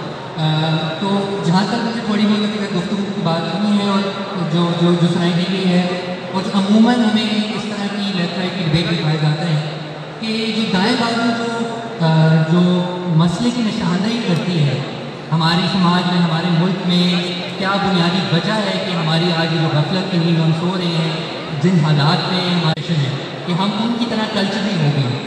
تو میرے نزدیک یہ شاید اس میں کچھ حقیقت ضرور ہو کہ ہم نہ ادھر کے رہے نہ ادھر کے, لیکن یہ مسئلے کی بنیاد نہیں ہے. ہم آج پاکستان کا اگر 50% بچے میل نیوٹریشن ہیں, آج اگر 22 ملین بچے پاکستان کے اسکولوں سے باہر ہیں, آج اگر 70% پاکستانی شہری اپنی جیب میں سے خرچ کر کے صحت کے اوپر اپنے علاج کو خرچ کرتے ہیں, تو اس کی وجہ یہ نہیں ہے کہ ہم جین شرٹ پہنتے ہیں یا ہم ٹی وی لگا کے دیکھتے ہیں. اس کا وجہ یہ ہے کہ ہمارا 70% بجٹ جو ہے وہ بیرونی قرضے دینے میں واپس چلا جاتا ہے. وہ قرضے ہیں, وہ ایک عالمی مالیاتی نظام کے اندر جس طرح ہمیں جکڑا گیا ہے پچھلے کئی صدیوں سے, وہ اس ہماری جو آج جو استحصال ہو رہا ہے اس کی بنیاد ہے. تو اس بنیاد کو سمجھنا بہت ضروری ہے. بطور ایک ڈیولپمنٹ کا اسٹوڈنٹ ہم جب تاریخ کا موازنہ کرتے ہیں تو ہمیں نظر آتا ہے کہ جو سرمایہ دار نظام ہے اس کے اندر بار بار جو ہے ہمیں نظر آتا ہے کہ ایک بحران سامنے آتا ہے, جو کہ جس کو مارکس نے اس کو نام دیا اوور پروڈکشن کا, جس کا بنیادی طور پر اس کی تشریح یہ ہے کہ سرمایہ دارانہ نظام میں جو سرمایہ دار ہے وہ منافع بڑھانے کے پیچھے جو اپنا لیبر ہے اس کی ویجز کم سے کم رکھنے کی کوشش کرتا ہے اور جس کے ذریعے وہ پیداوار اور بڑھانے کی کوشش کرتا ہے. تو ہر کچھ عرصے بعد کچھ دہائیوں بعد سرمایہ دار نظام میں اوور پروڈکشن کا بحران آ جاتا ہے. یعنی کیونکہ ویجز جو ہیں, جو مہنگائی کی تناسب سے جو ویجز ہیں وہ اتنی کم ہو جاتی ہیں اور جو پیداوار ہے وہ زیادہ بڑھ جاتی ہے کہ اس پیداوار کو خریدنے کے لیے کوئی نہیں بچتا. تو ہم جو سرمایہ دار نظام کی, کلونیلزم کی, سامراج کی جو پوری تاریخ دیکھتے ہیں وہ اس چیز سے بہت جڑی ہوئی ہے کہ ان کو مارکیٹس چاہیے تھیں اپنے پیداوار بیچنے کے لیے, ان کو را مٹیریل چاہیے تھا سستی پیداوار کرنے کے لیے, ان کو سلیو لیبر چاہیے تھا سستی پیداوار کرنے کے لیے, جس کی وجہ سے انہوں نے ایک بڑے پیمانے پر پوری دنیا کے اوپر قبضہ کیا. جو ہم پورا جو فائنینشیل سسٹم کی جب بات کرتے ہیں, جب بات ہوتی ہے کہ اسلامک فائنینشیل سسٹم اور جو سود کا سوال ہے, میرے نزدیک کی بہت اچھی نشاندہی ہے جو 1400 سال پہلے اسلام نے کی, جس کے اندر بہت حکمت ہے کہ جو سودی نظام ہے اس کے اندر بھی استحصال کی جڑیں ہیں. لیکن جو بنیادی چیز ہے جس کے ارد گرد پورا معاشی نظام بنتا ہے وہ پیداوار ہے, کہ پیداوار کس طرح سے ہوتی ہے, پیداوار کون کرتا ہے, پیداوار کا فائدہ کس کو ہوتا ہے, اس کا اگر کوئی منافع بنتا ہے تو وہ کس کے پاس جاتا ہے. اور سرمایہ دارانہ نظام میں جو نجی ملکیت کے تحت جو سرمایہ دار کو جو منافع جاتا ہے, جس کی وجہ سے یہ بحران آتے ہیں, آج کل پورا عالمی جو ہمارا نظام ہے وہ اس پیداواری نظام کی وجہ سے اور اس کے ذریعے اس نے پوری دنیا پر قبضہ کیا ہوا ہے.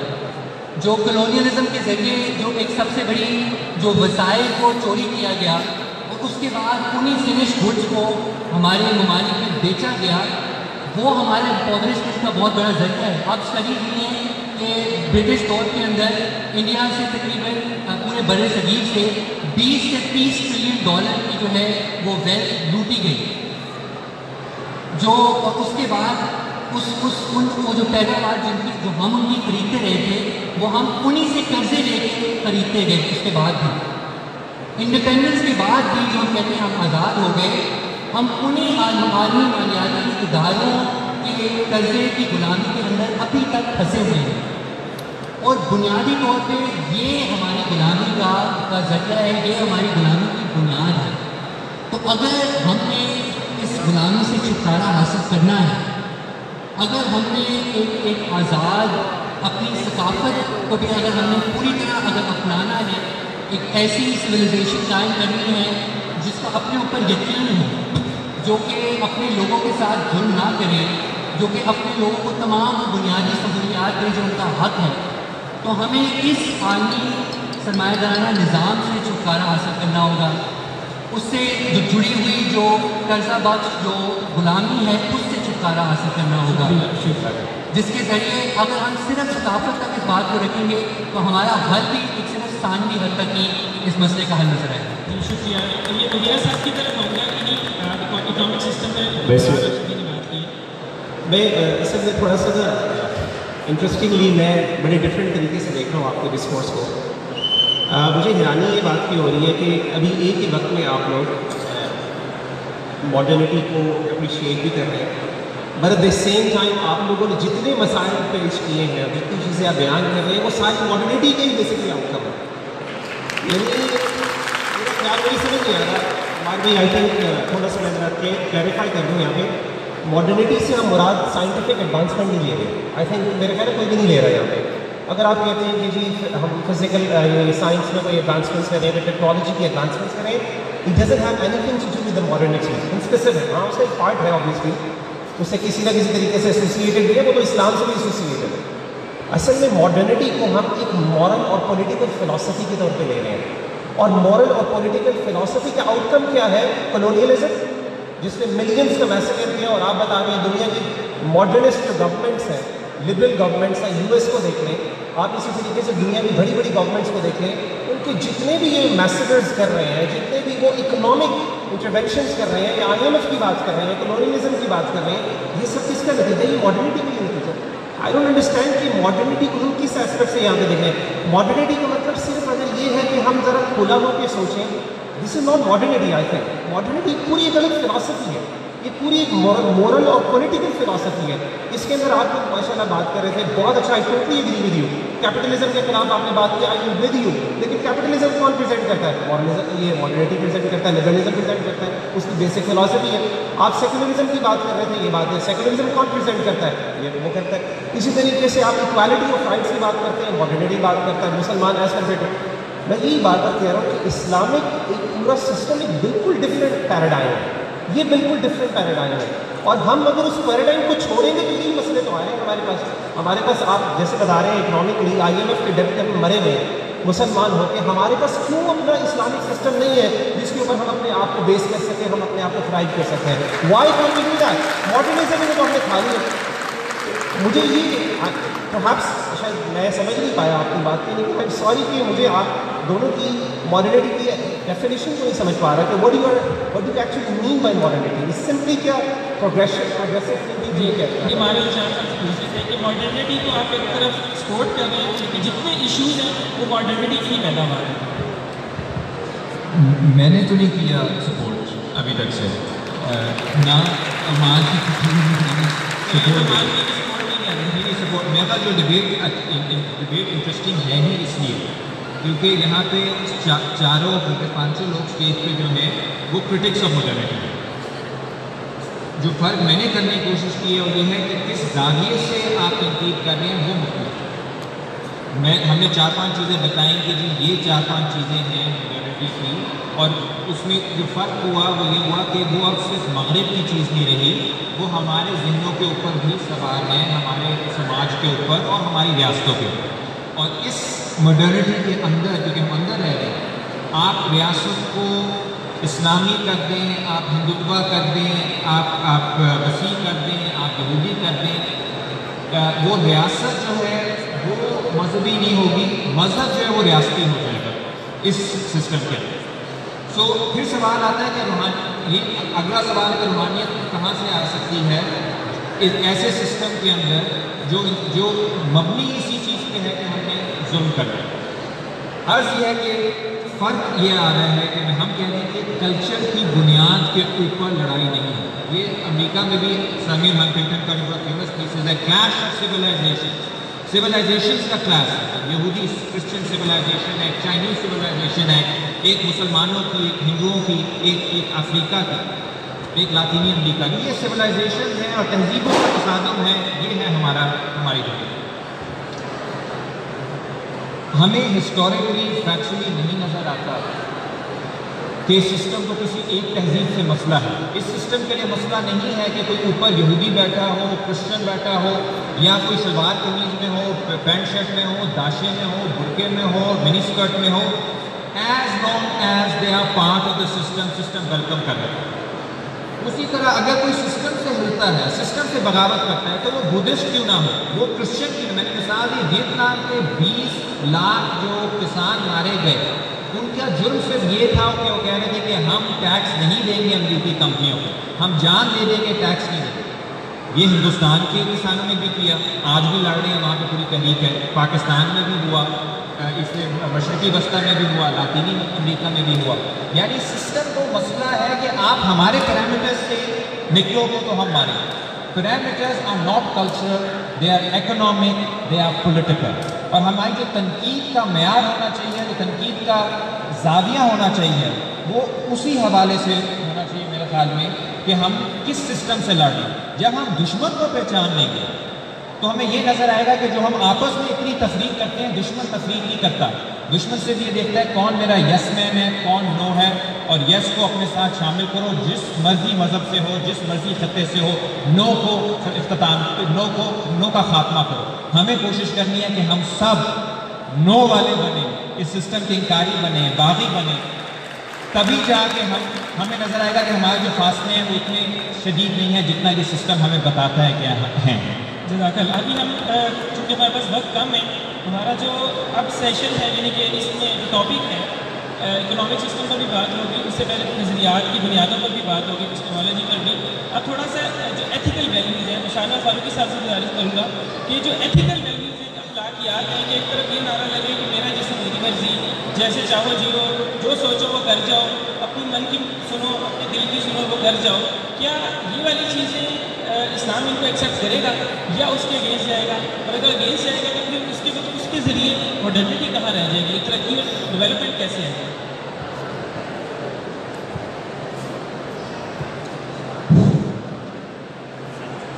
دیکھیے, یہ بھی جو ڈسکورس ہے اس کا بھی سیکولر اور لبرل فریم ورک سے اور ماڈرن فریم ورک سے بہت گہرا تعلق ہے. یہ جو آپ نے بات کی, اس لیے کہ اس کے پیچھے فرد کی آزادی کا تصور کھڑا ہوا ہے. فرد کی آزادی کا تصور کیا ہے؟ میں اپنی تقدیر کا خود خالق ہوں, خود اپنی تقدیر کا مالک ہوں, اور اپنی زندگی کو جس طرح چاہے بسر کر سکتا ہوں. تو اگر میں یہ کہہ رہا ہوں کہ میرا جسم میری مرضی ہے, تو اس فریم ورک کے اندر یہ بالکل صحیح بات ہے. لیکن اگر آپ اس میں ریلیجس اینگل کو انڈکٹ کریں تو پھر تو میری ہر مرضی خدا کی مرضی کے تابع ہے.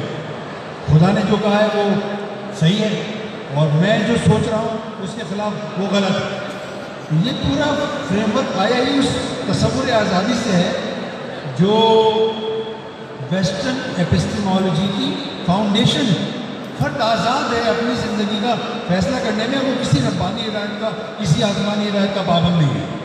تو اگر وہ کسی آسمانی ہدایت کا پابند نہیں ہے, وہ اپنا تصور آزادی خود ختم کر سکتا ہے, تو پھر وہ ایک ایسا دین ہے کہ جو کسی بھی ریلیجس سوسائٹی کے لیے قابل قبول نہیں ہو سکتا. مطلب آپ امریکہ میں کھڑے ہو کر یہ کہہ سکتے ہیں کہ آپ لبرٹی کو, ڈیموکریسی کو, ایکویلٹی کے ان کے اس تصور کو جس پر وہ بلیو کرتے ہیں آپ نہیں مانتے, ایک سیکنڈ میں آپ کو نکال دیں گے. کیا آپ کسی مارکسسٹ اسٹیٹ میں کہہ سکتے تھے کہ آپ مارکس کے جو بنیادی تصورات ہیں, اس کا ڈائلیکٹک میٹیریلزم کا تصور ہے, یا اس کا کلاس اسٹرگل کا تصور ہے, یا اس کے جو اس کا یہ تصور ہے کہ سارے وسائل اسٹیٹ کے پاس ہونے چاہیے, کوئی کہہ سکتا تھا وہاں پر؟ ایک لمحے کے لیے بھی نہیں کہہ سکتا تھا. مارکسسٹ اسٹیٹ کو جان سے مار دیں. لیکن مسلم سوسائٹیز میں یہ مسئلہ ہو رہا ہے کہ جو ہمارا تصور اخلاق ہے, جو ہمارا تصور انسان ہے, اس کو چیلنج کر رہے ہیں لوگ بیٹھے ہوئے اسلامک اسٹیٹ کے اندر. یعنی پاکستان میں اسٹیبلشمنٹ کے خلاف, لیکن اسلام کے خلاف بات کرنا آسان ہے, اس لیے کہ اسلام تو مطلب جو ہماری اسٹیبلشمنٹ ہے اس کا مسئلہ ہی نہیں ہے. مطلب آپ اگر اسٹیبلشمنٹ کے خلاف بات کریں گے تو وہ آپ کو پکڑ لیں گے, لیکن اسلام تو اس کا مسئلہ نہیں, اس لیے اس کے خلاف آپ بات کر سکتے ہیں. تو میں آپ سے عرض کروں کہ یہ ماڈرنٹی کے ڈسکورس کے فریم ورک کے اندر ہی نعرہ لگایا جا سکتا ہے اور ایکسیپٹیبل ہو سکتا ہے. اسلامی فریم ورک کے اندر یہ نعرہ ایکسیپٹیبل نہیں ہو سکتا. میں ایک چیز جو آپ نے کہی تھی اس کو میں بلا شبہ اسلام انسان کے اقتصادی مسائل کو انڈورس کرتا ہے, ان کو ریکگنائز کرتا ہے اور ان کو حل کرنے کی بات کرتا ہے. لیکن میں آپ سے عرض کروں کہ جو کلاسیکل پوزیشن ہے وہ یہ ہے کہ دین ہماری محبت ہے اور دنیا इकोनॉमिक्स भी जिसका हिस्सा है वो हमारी ज़रूरत है। प्रॉब्लम ये हो गई है कि मुस्लिम सोसाइटीज़ ने दुनिया को अपनी मोहब्बत बना लिया है और दीन को बक़द्र ज़रूरत इख्तियार कर रहे हैं, इससे बहरान पैदा हो रहा है। मुगीरा भाई की तरफ आऊँगा। वही बात कि जिस तरह शाहनवाज साहब ने कहा ना कि इस्लाम तो इससे बिल्कुल डिफरेंट बात करता है कि मेरा जैसे मेरी मर्ज़ी नहीं बल्कि अल्लाह की मर्ज़ी है। आपका रिफा इंटरनेशनल यूनिवर्सिटी से ताल्लुक़ है, उसके बारे में मुझे पता है कि वहाँ को एजुकेशन नहीं है, लड़के लड़कियाँ अलग पढ़ते हैं, एक सेपरेट इन्वायरमेंट वहाँ आपका है। तो क्या तरक्की के लिए, क्या प्रोग्रेस के लिए, डेवलपमेंट के लिए लड़का लड़की को मिलकर आगे भी बढ़ना चाहिए? क्या डेवलपमेंट तरक्की के लिए क्या इस नारे को आम नहीं करना चाहिए कि मेरा जैसा मेरी मर्जी, ताकि लोग खुलकर अपने ख्यालात का इजहार कर सकें? आप सोचों पर पाबंदी कैसे लगा सकते हैं? खुद इस्लाम में कैसे ग्रो करेगा जब आप उन पर सोच पर पाबंदी लगाएंगे और उनको आपस में मिलने से रोक देंगे? असल में थोड़ा सा ये मैं बता दूँ, वाज़ेह कर दूँ कि जो मॉडर्निटी है इसका जो मॉरल कॉन्सेप्ट है बेसिकली ह्यूमनिस्टिक प्रिंसिपल के ऊपर चलता है, पेन एंड प्लेजर के ऊपर। तो उसका जो बेसिक कॉन्सेप्ट और फिलॉसफी ये है, मॉरल फिलॉसफी ये है कि हर वो चीज़ जो आपको मैक्सिमम प्लेजर देती है you need to strike for that, और हर वो चीज़ जो आपको जिसके पेन यानी this is your ultimate motive कि जिस चीज़ से आपको बहुत ज़्यादा तकलीफ होती है यू नीड टू आपने उससे बचना है, उसकी वर्जन होनी चाहिए आपके अंदर। तो बेसिकली एक मॉडर्निस्टिक फिलॉसफी बेसिकली खुदा के बजाय अपना जो खुदा है वो बेसिकली अपनी ज़ात को बनाती है, इंडिविजुअलिज्म को सपोर्ट करती है। तो मॉडर्निज्म या liberalism basically it is actually individual centric, it is oriented towards the individual in itself. और इसीलिए को कुरान मजीद ने बड़े खूबसूरत अंदाज से रख दिया है कि आपने क्या अपनी अल्लाह को छोड़ के अपनी ख्वाहिशों को वो खुदा बना लिया, वजअल आलिहत इलाहन वाहिद। तो कहने का मतलब ये है कि इस्लामिक प्रिंसिपल्स में अगर आप मॉरल्स की बात करते हैं तो वहाँ पे ये सारे प्रिंसिपल्स बिल्कुल सब्जेक्टिव होते हैं। जैसा कि ये बात पहले हमने दी कि बेसिकली इस्लामिक जो है वो मॉरल्स एक ऑब्जेक्टिव मॉरल्स है। वो बाज़ हो सकता है एक इंडिविजुअल के कंफर्ट को हो सकता है कंप्रोमाइज़ कर रहे हो सकता है इंडिविजुअल को पेन प्रोवाइड कर रहे हो, लेकिन वो ग्लोबली या एक कम्युनल राइट्स को बहुत ज़्यादा प्रोटेक्ट कर रहे हो। मिसाल के तौर पर इन्वायरमेंटलिज्म की मिसाल है, इन्वायरमेंटल इशूज़ की, इन्वायरमेंट प्रोटेक्शन, क्लाइमेट चेंज की प्रॉब्लम्स हम बहुत ज़्यादा फेस कर रहे हैं। एक बंदा पर्सनली ये समझता है, उसका कंफर्ट जोन है मैं गाड़ी पे जाऊँ। एक बंदा ये कंफर्ट सोचता है कि मैं ये जो है ना कार्बन जो बहुत ज़्यादा एमिशन वाली है वो मैं गाड़ी में इस्तेमाल करूँ, मेरा कंफर्ट ये है, मेरी इकोनॉमिक ये चाहती है। इस्लाम ये कहता है कि आपके इंडिविजुअल कंफर्ट्स को, इंडिविजुअल प्लेजर्स को उस पर कॉम्प्रोमाइज़ करें, अपने कम्युनल राइट्स पर जाएं। इसी तरीके से आपके फैमिली प्रॉब्लम्स हो गई, आपके फैमिली इश्यूज़ हो जाते हैं, आपको बाज़ का छोटी चीज़ों पर कॉम्प्रोमाइज़ के पर्सनैलिटी में पर्सनल इशूज़ को यानी पर्सनल प्लेजर्स को कॉम्प्रोमाइज़ करके एक बड़ी चीज़ के लिए स्ट्राइव करना पड़ता है। तो ऑब्जेक्टिव रियलिटी में मैं बता रहा हूँ कॉन्सेप्ट बेसिकली बहुत डिफरेंट है। यहाँ पे हम ये चीज़ नहीं कह रहे कि कोई चीज़ें मिलती जुलती हैं, ये टोटली डिफरेंट पैराडाइम है। तो इस्लामिक अगर आप मॉरल एथिकल वैल्यूज़ देखें, उनके मॉरल फिलॉसफी देखें तो वहाँ पे इस्लाम के नज़दीक टोटल सेग्रीगेशन है मेल्स और फीमेल्स में। इन सेंस इस तरीके से नहीं कि ये नहीं वो प्रोग्रेस नहीं कर सकते, वो मिल नहीं सकते, वो बात नहीं कर सकते। सिंपल सी बात है उनकी ये है कि मर्दों का रोल अलग है, औरतों का रोल अलग है, हर एक रोल है। और इसको लिबरलिज्म खुद मानती है, लिबरलिज्म खुद इस चीज़ को डिनाई नहीं कर सकती कि दुनिया के अंदर ये कॉन्सेप्ट जो हम कह लेते हैं बाज़ बार हर जगह इक्वालिटी है, हर चीज़ इक्वल है, ये इम्पॉसिबल बात है। ये कॉन्सेप्ट है जिसको इवन जॉन लॉक जो इसका फादर ऑफ फिलोसफर जो जिसे कहते हैं फादर ऑफ लिबरलिज्म जिसे कहते हैं बेसिकली, वो भी इस चीज़ को नहीं मान सकता। हम कभी भी इकट्ठे नहीं हो सकते। हर बंदे के डिफरेंट सोसाइटी के अंदर औरत का जो रोल है वो बहुत बड़ा रोल है, वो लेकिन डिफरेंट है मर्द से। अगर आप कहेंगे मर्द और औरत को मिला के हम एक रोल दे दें और इससे प्रोग्रेस करेंगे, ये चीज़ ऐसी नहीं है। ना इस्लाम इसे एक्सेप्ट करता है, ना इसलिए कभी तारीख एक्सेप्ट की है, और ना कभी ऐसी कोई प्रोग्रेस हमने देखने को मिली है तारीख। हमारा शुरू मोरल बात करें, एथिकल वैल्यूज़ की बात करें, एक सोसाइटी के अंदर मोरल जो वैल्यूज़ की बहुत ज़्यादा ज़रूरत भी है, और इसमें नो डाउट कि मेल फीमेल इन दोनों का मोरल वैल्यूज़ के साथ एक बराबर का ताल्लुक है। तो क्या मॉडर्निज्म या लिबरलिज्म या इवन के थोड़ा सा सेकुलरिज्म की भी यहाँ बात आ गई थी, तो उनके अंदर मोरल वैल्यूज़ किस तरह से डिफाइन होती है और कैसे डिफाइन हो सकती है? क्या ये नारा आम कर देना चाहिए कि मेरा किस्म मेरी मिट्टी में जैसे चाहूँ उसे जहाँ चाहूँ इस्तेमाल करूँ, चाहे उसको काट कर, चाहे उसे किसी और काम किसी गलत काम में इस्तेमाल करूँ, जो चाहूँ करूँ? तो मोरल वैल्यूज़ उसका सोर्स क्या होगा, किस तरह से सोसाइटी के अंदर प्रिवेल करेंगी, उसका आपके बारे में आपका क्या ख्याल है?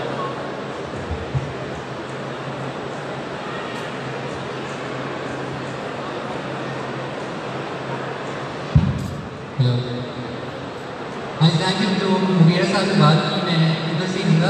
जो आपने एग्जाम्पल दिया को एजुकेशन का, मेरे नज़दीक इस्लाम एक बहुत अच्छी उसके अंदर बुनियाद है मोरालिटी की। और मेरे नज़दीक जो जहाँ तक सोशल इंटरेक्शन का ताल्लुक है, खासकर मर्द और औरत के दरमियान, जो मुझे नज़र आता है इसके अंदर जो बुनियादी उनका फलसफा है वो एक है मॉडेस्टी और रिस्पेक्ट है। कि आपसे कहा गया है कि अपनी मॉडेस्टी को गार्ड करो और एक दूसरे के साथ इज्जत से पेश आओ।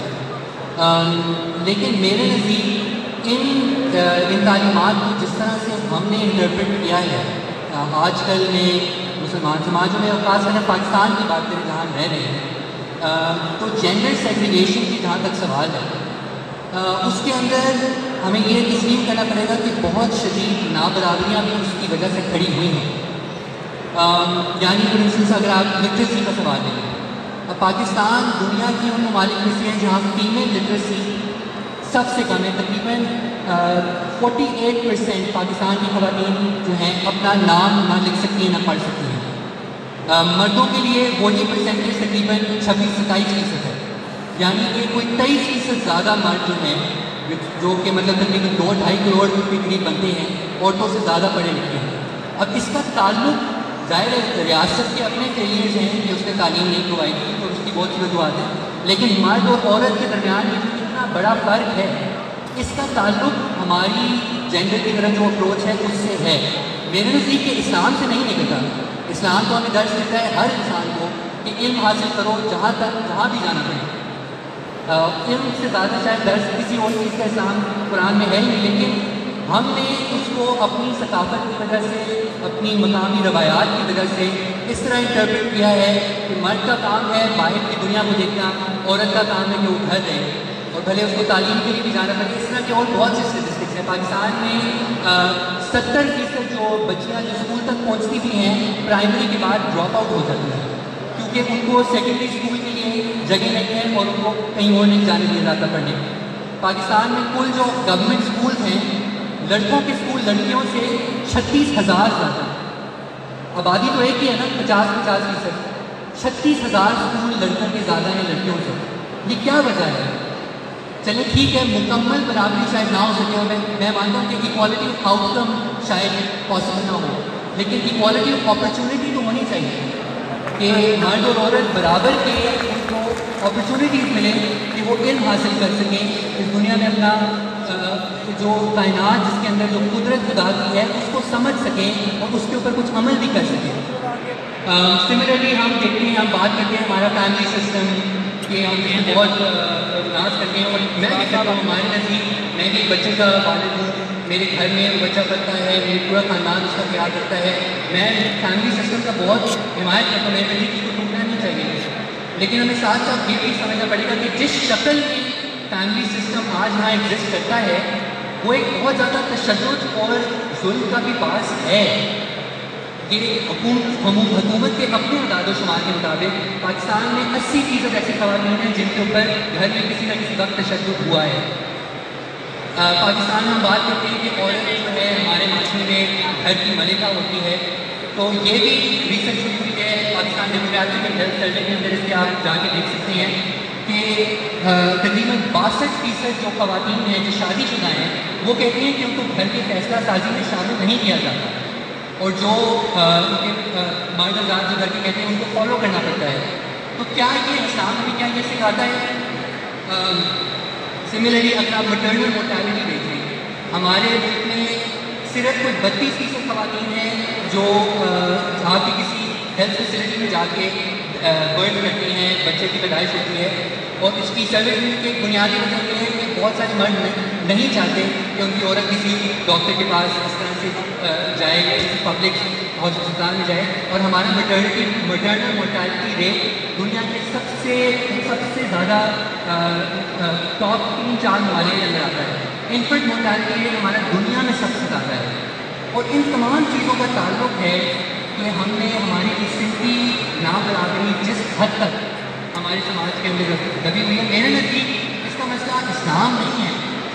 इस्लाम तो मेरे नज़दीक इंसाफ का दर्ज सबसे उसके अंदर अहमियत उसकी है, बराबरी का दर्ज, इंसान के अल्लाह के आगे बराबरी का दर्ज कि بنیادی اہمیت ہے قرآن میں، لیکن ہم نے جس طرح سے آج کل کے زمانے میں، اور اس کا ہماری کلونیل تاریخ سے بھی بہت زیادہ تعلق ہے، اس کا ہماری ریاست نے جس طرح اسلام کو استعمال کیا ہے اس کا اس سے بہت گہرا تعلق ہے.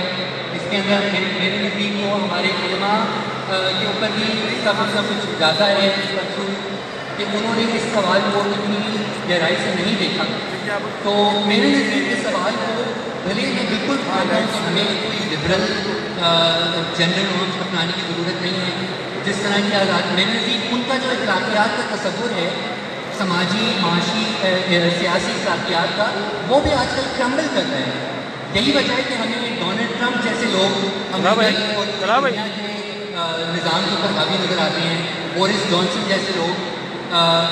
تو میرے نزدیک ان کے اخلاقیات کو کاپی کرنے کی ضرورت نہیں ہے، لیکن جو ہمارے معاشرے میں جو نابرابریاں، جو ناانصافیاں لوگ کر رہے ہیں، چاہے وہ ثقافت کے نام پر ہو یا مذہب کے نام پر ہو، ہمیں ان کی صحیح نشاندہی کرنی چاہیے تاکہ ہم ایک ایسا سماجی نظام بنا سکیں جہاں تمام لوگوں کو بنیادی حقوق اور بنیادی، چاہے کوالٹی فیکٹر نہیں لیکن بنیادی اپرچونٹی کی کم از کم فراہمی ممکن بنا سکیں.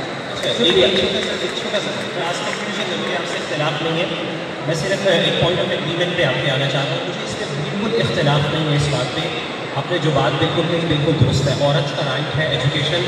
میرا خیال ہے کہ اب بہت یہ پرانے دوروں کی ہم بات کر رہے ہیں جب لوگ یہ بات کرتے تھے کہ عورت کے پاس اب رائٹ نہیں ہے. ایون افغانستان جیسے علاقوں کے اندر اس طرح کے علاقوں میں بھی اب کامنلی اب لوگ اس بات کی طرف آ رہے ہیں کہ عورت کے پاس ایجوکیشن کا رائٹ ہے. مسلمس میرا نہیں خیال کوئی ایسا مین اسکالر چاہیے کہ افغانستان جو طالبان جن کو بہت زیادہ کرٹیسائز کرتے ہیں، بہت پروفیٹک سمجھتے ہیں، ان سے بھی آپ بات کریں گے تو بھی اس بات میں اگری نہیں کرتے. ان کا پوائنٹ آف ویو تھوڑا سا ڈفرینس ہے. بارہ کہنے کا مطلب ہے اس میں کوئی اختلاف نہیں ہے کہ عورت جو ہے بالکل اس کے پاس ایجوکیشن کا رائٹ ہے، اس کے پاس پروگریس کا رائٹ ہے، بلکہ ہم سمجھتے ہیں عورت کے اوپر باقاعدہ فرض ہے کہ وہ ایجوکیشن کرے. ہماری تو ٹریڈیشن اس بات کو بتاتی ہے، بلکہ ہم مسلم ٹریڈیشن اس چیز پر فخر کرتی ہے کہ ہم نے عورتوں کو وہ رائٹ دیے. لیکن تھوڑا سا مسئلہ یہاں پہ بات جو پوائنٹ میں بتانا چاہتا ہوں وہ کیسے بیسکلی تھا، وہ یہ نہیں تھا، وہ یہ کوشچن تھا کہ بیسکلی سیگریگیشن آف ایجوکیشن کہ عورتوں کے پاس الگ اپرچونیٹی ہونی چاہیے. اس سے کوئی ڈسکریمنیشن نہیں ہوتی. ہم لوگ بہت بار سمجھتے ہیں کہ شاید اگر ہم عورتوں کو ایک الگ اسکول بنا دیں گے نا اس سے اس کی ڈسکریمنیشن ہو گئی. نہیں تو مردوں کو جو الگ اسکول بنایا ان سے ان کی ڈسکریمنیشن نہیں ہوتی، ان کی ڈسکریمنیشن نہیں ہوتی ہے. اس کے تعلق ڈسکریمنیشن نہیں ہوتا. اللہ کے رسول صلی اللہ علیہ وسلم اس کا مطلب یہ بھی سیگریگیشن کا، جیسے میں نے کہا کہ عورت بالکل ہی ایک کمرے در میں الگ دنیا بنا لے، پاسبل آپ یہ دیکھیں یہاں پہ بھی سیگریگیشن ہو گیا ہے. ہم یہاں سے جاتے ہیں باہر میں عورتیں کراس اوور کر رہی ہیں، سب کچھ ہو رہا ہے. صرف مسئلہ یہ ہے کہ اصل میں اسلام کی آپ کو میسیج دینا چاہتا ہے کہ ایک کچھ حیاتی باؤنڈریز ہیں وہ آپ نے مینٹین کرنی ہے. یہ بیسکلی سمبلس ہیں، یہ سگنیچرس ہیں جو آپ کو بتاتے ہیں. اللہ کے رسول صلی اللہ علیہ وسلم کے دور میں شروع میں آغاز میں کیا تھا، صحابیات پیچھے بیٹھا کرتی تھی، اللہ کے رسول آگے صحابہ بیٹھا کرتے تھے. پھر جب اللہ کے رسول کو وسائل ملے تو انہوں نے کہا کہ ایک دن آپ کے لیے عورتوں کے لیے الگ رکھ لیتے ہیں، ایک دن مردوں کے لیے رکھ لیتے ہیں. ایجوکیشن تھوڑی سی سپریشن، صرف یہ میسیج دینا مقصود تھا کہ آپ کی حیاتی باؤنڈریز ہیں. اس کا تعلق نہ کوئی ایجوکیشن کے ساتھ ہے، نہ ڈسکریمنیشن کے ساتھ ہے، نہ اس کا کوئی تعلق پروگریس کے ساتھ ہے. باقی میں ٹوٹلی ایگری کرتا ہوں، ہمارا ملک نہیں کرتا، ہمارا سماج اس کو اپرچونیٹیز نہیں دیتا. میں آپ کے ساتھ ہوں، ہم اس پہ ایگری کرتے ہیں. ہمارے لیے یہاں پہ آپ چاہوں گا کہ صرف 2 منٹ میں آپ بھی اسی موضوع پر اپنا کمنٹ کر دیں کہ پروگریس اور ڈیولپمنٹ کی جو اخلاقی ویلیوز ہیں اس میں ان کا کیا رول ہے. اس میں لیبرل ویلیوز کیا کہتے ہیں کہ ہمیں اپنی ایتھیکل ویلیوز کو کس طرح سے نرچر کرنا چاہیے، سماج بنانا چاہیے. نام صاحب آگے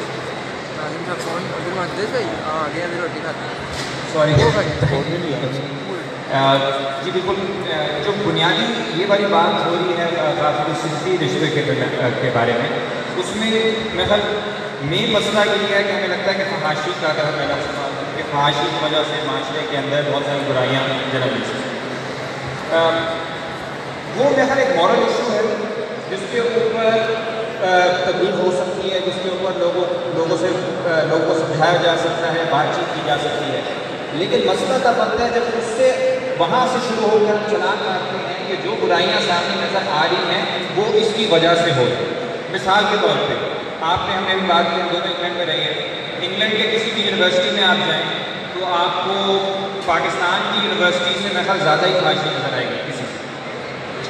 وہاں پہ کبھی ایسا نہیں ہوا کہ سیکیورٹی گارڈز نے کیمرے سے لوگ کی لڑکیوں کی ویڈیوز بنا کر کو بلیک میل کیا ہو اور 5-6 سال تک لڑکیاں بلیک میل ہوتی رہیں اور چپ رہیں، کیونکہ انہیں معلوم ہے کہ اگر وہ اپنے والدین کو بتائیں گی تو یا ان کے والدین یقین نہیں کریں گے یا مار دیں گے یا کم از کم یونیورسٹی سے نکال دیں گے، جو یونیورسٹی بلوچستان میں بھی اسکینڈل بنا۔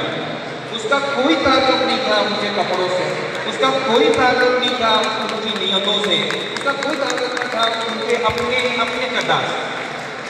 ایک سسٹم کو جب ہم نے یونیورسٹی بلوچستان نے کیا کیا کہ بڑا وبیلا مچا، شور مچا کہ یہ کچھ ہوتا رہا آپ کی یونیورسٹی میں، انہوں نے کہا اب سے لڑکے اور لڑکی یونیفارم پہنیں گے، یعنی ہمیں جب آپ جواب صحیح نہیں دے سکتے جب تک آپ سوال ہی صحیح نہیں پوسٹ کریں، ہم غلط سوالوں میں جب پھنسے رہیں گے کہ 6 انچ کا فاصلہ کرنا ہے، 12 کا کرنا ہے، 15 کرنا ہے، یونیفارم کرنا ہے، سیگریگیٹ کرنا ہے، وہ ایک الگ ایک مورل ایشو ہے۔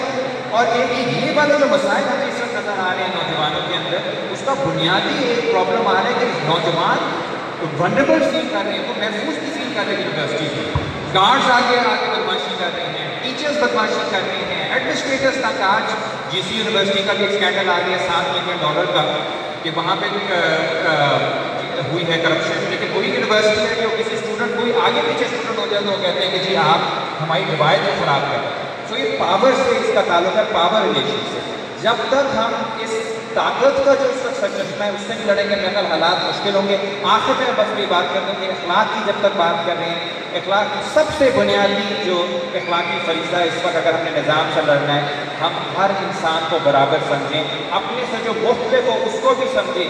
اس طرح کے لوگ بھی جو اس وقت سلمان فاروقی جیسے لوگ ہیں جو مذہب پسند ہیں اور ان کو اس وقت غائب کیا گیا ہے ہماری ریاست میں، اس طرح کے لوگوں کو بھی، اور پورے پاکستان میں وہ نوجوان جن کا کسی بھی مذہب سے، کسی بھی تنظیم سے، کسی بھی نظریے سے تعلق ہو، ان کے اوپر جبر ختم کیا جائے، گفتگو کرنے دیا جائے، لوگوں کو ملنے دیا جائے، جیسے آج آپ لوگوں نے محفل سجائی ہے، اس طرح کی ہزاروں، سینکڑوں ہزاروں محفلیں ہوں تاکہ ہمارے معاشرے کے اندر وہ جو ایک کھوئی ہوئی ہماری ایک تاریخ ہے انٹلیکچوئل بحث کی، اس کو واپس لایا جا سکے اور اس معاشرے کو پھر سے جوڑا جا سکے۔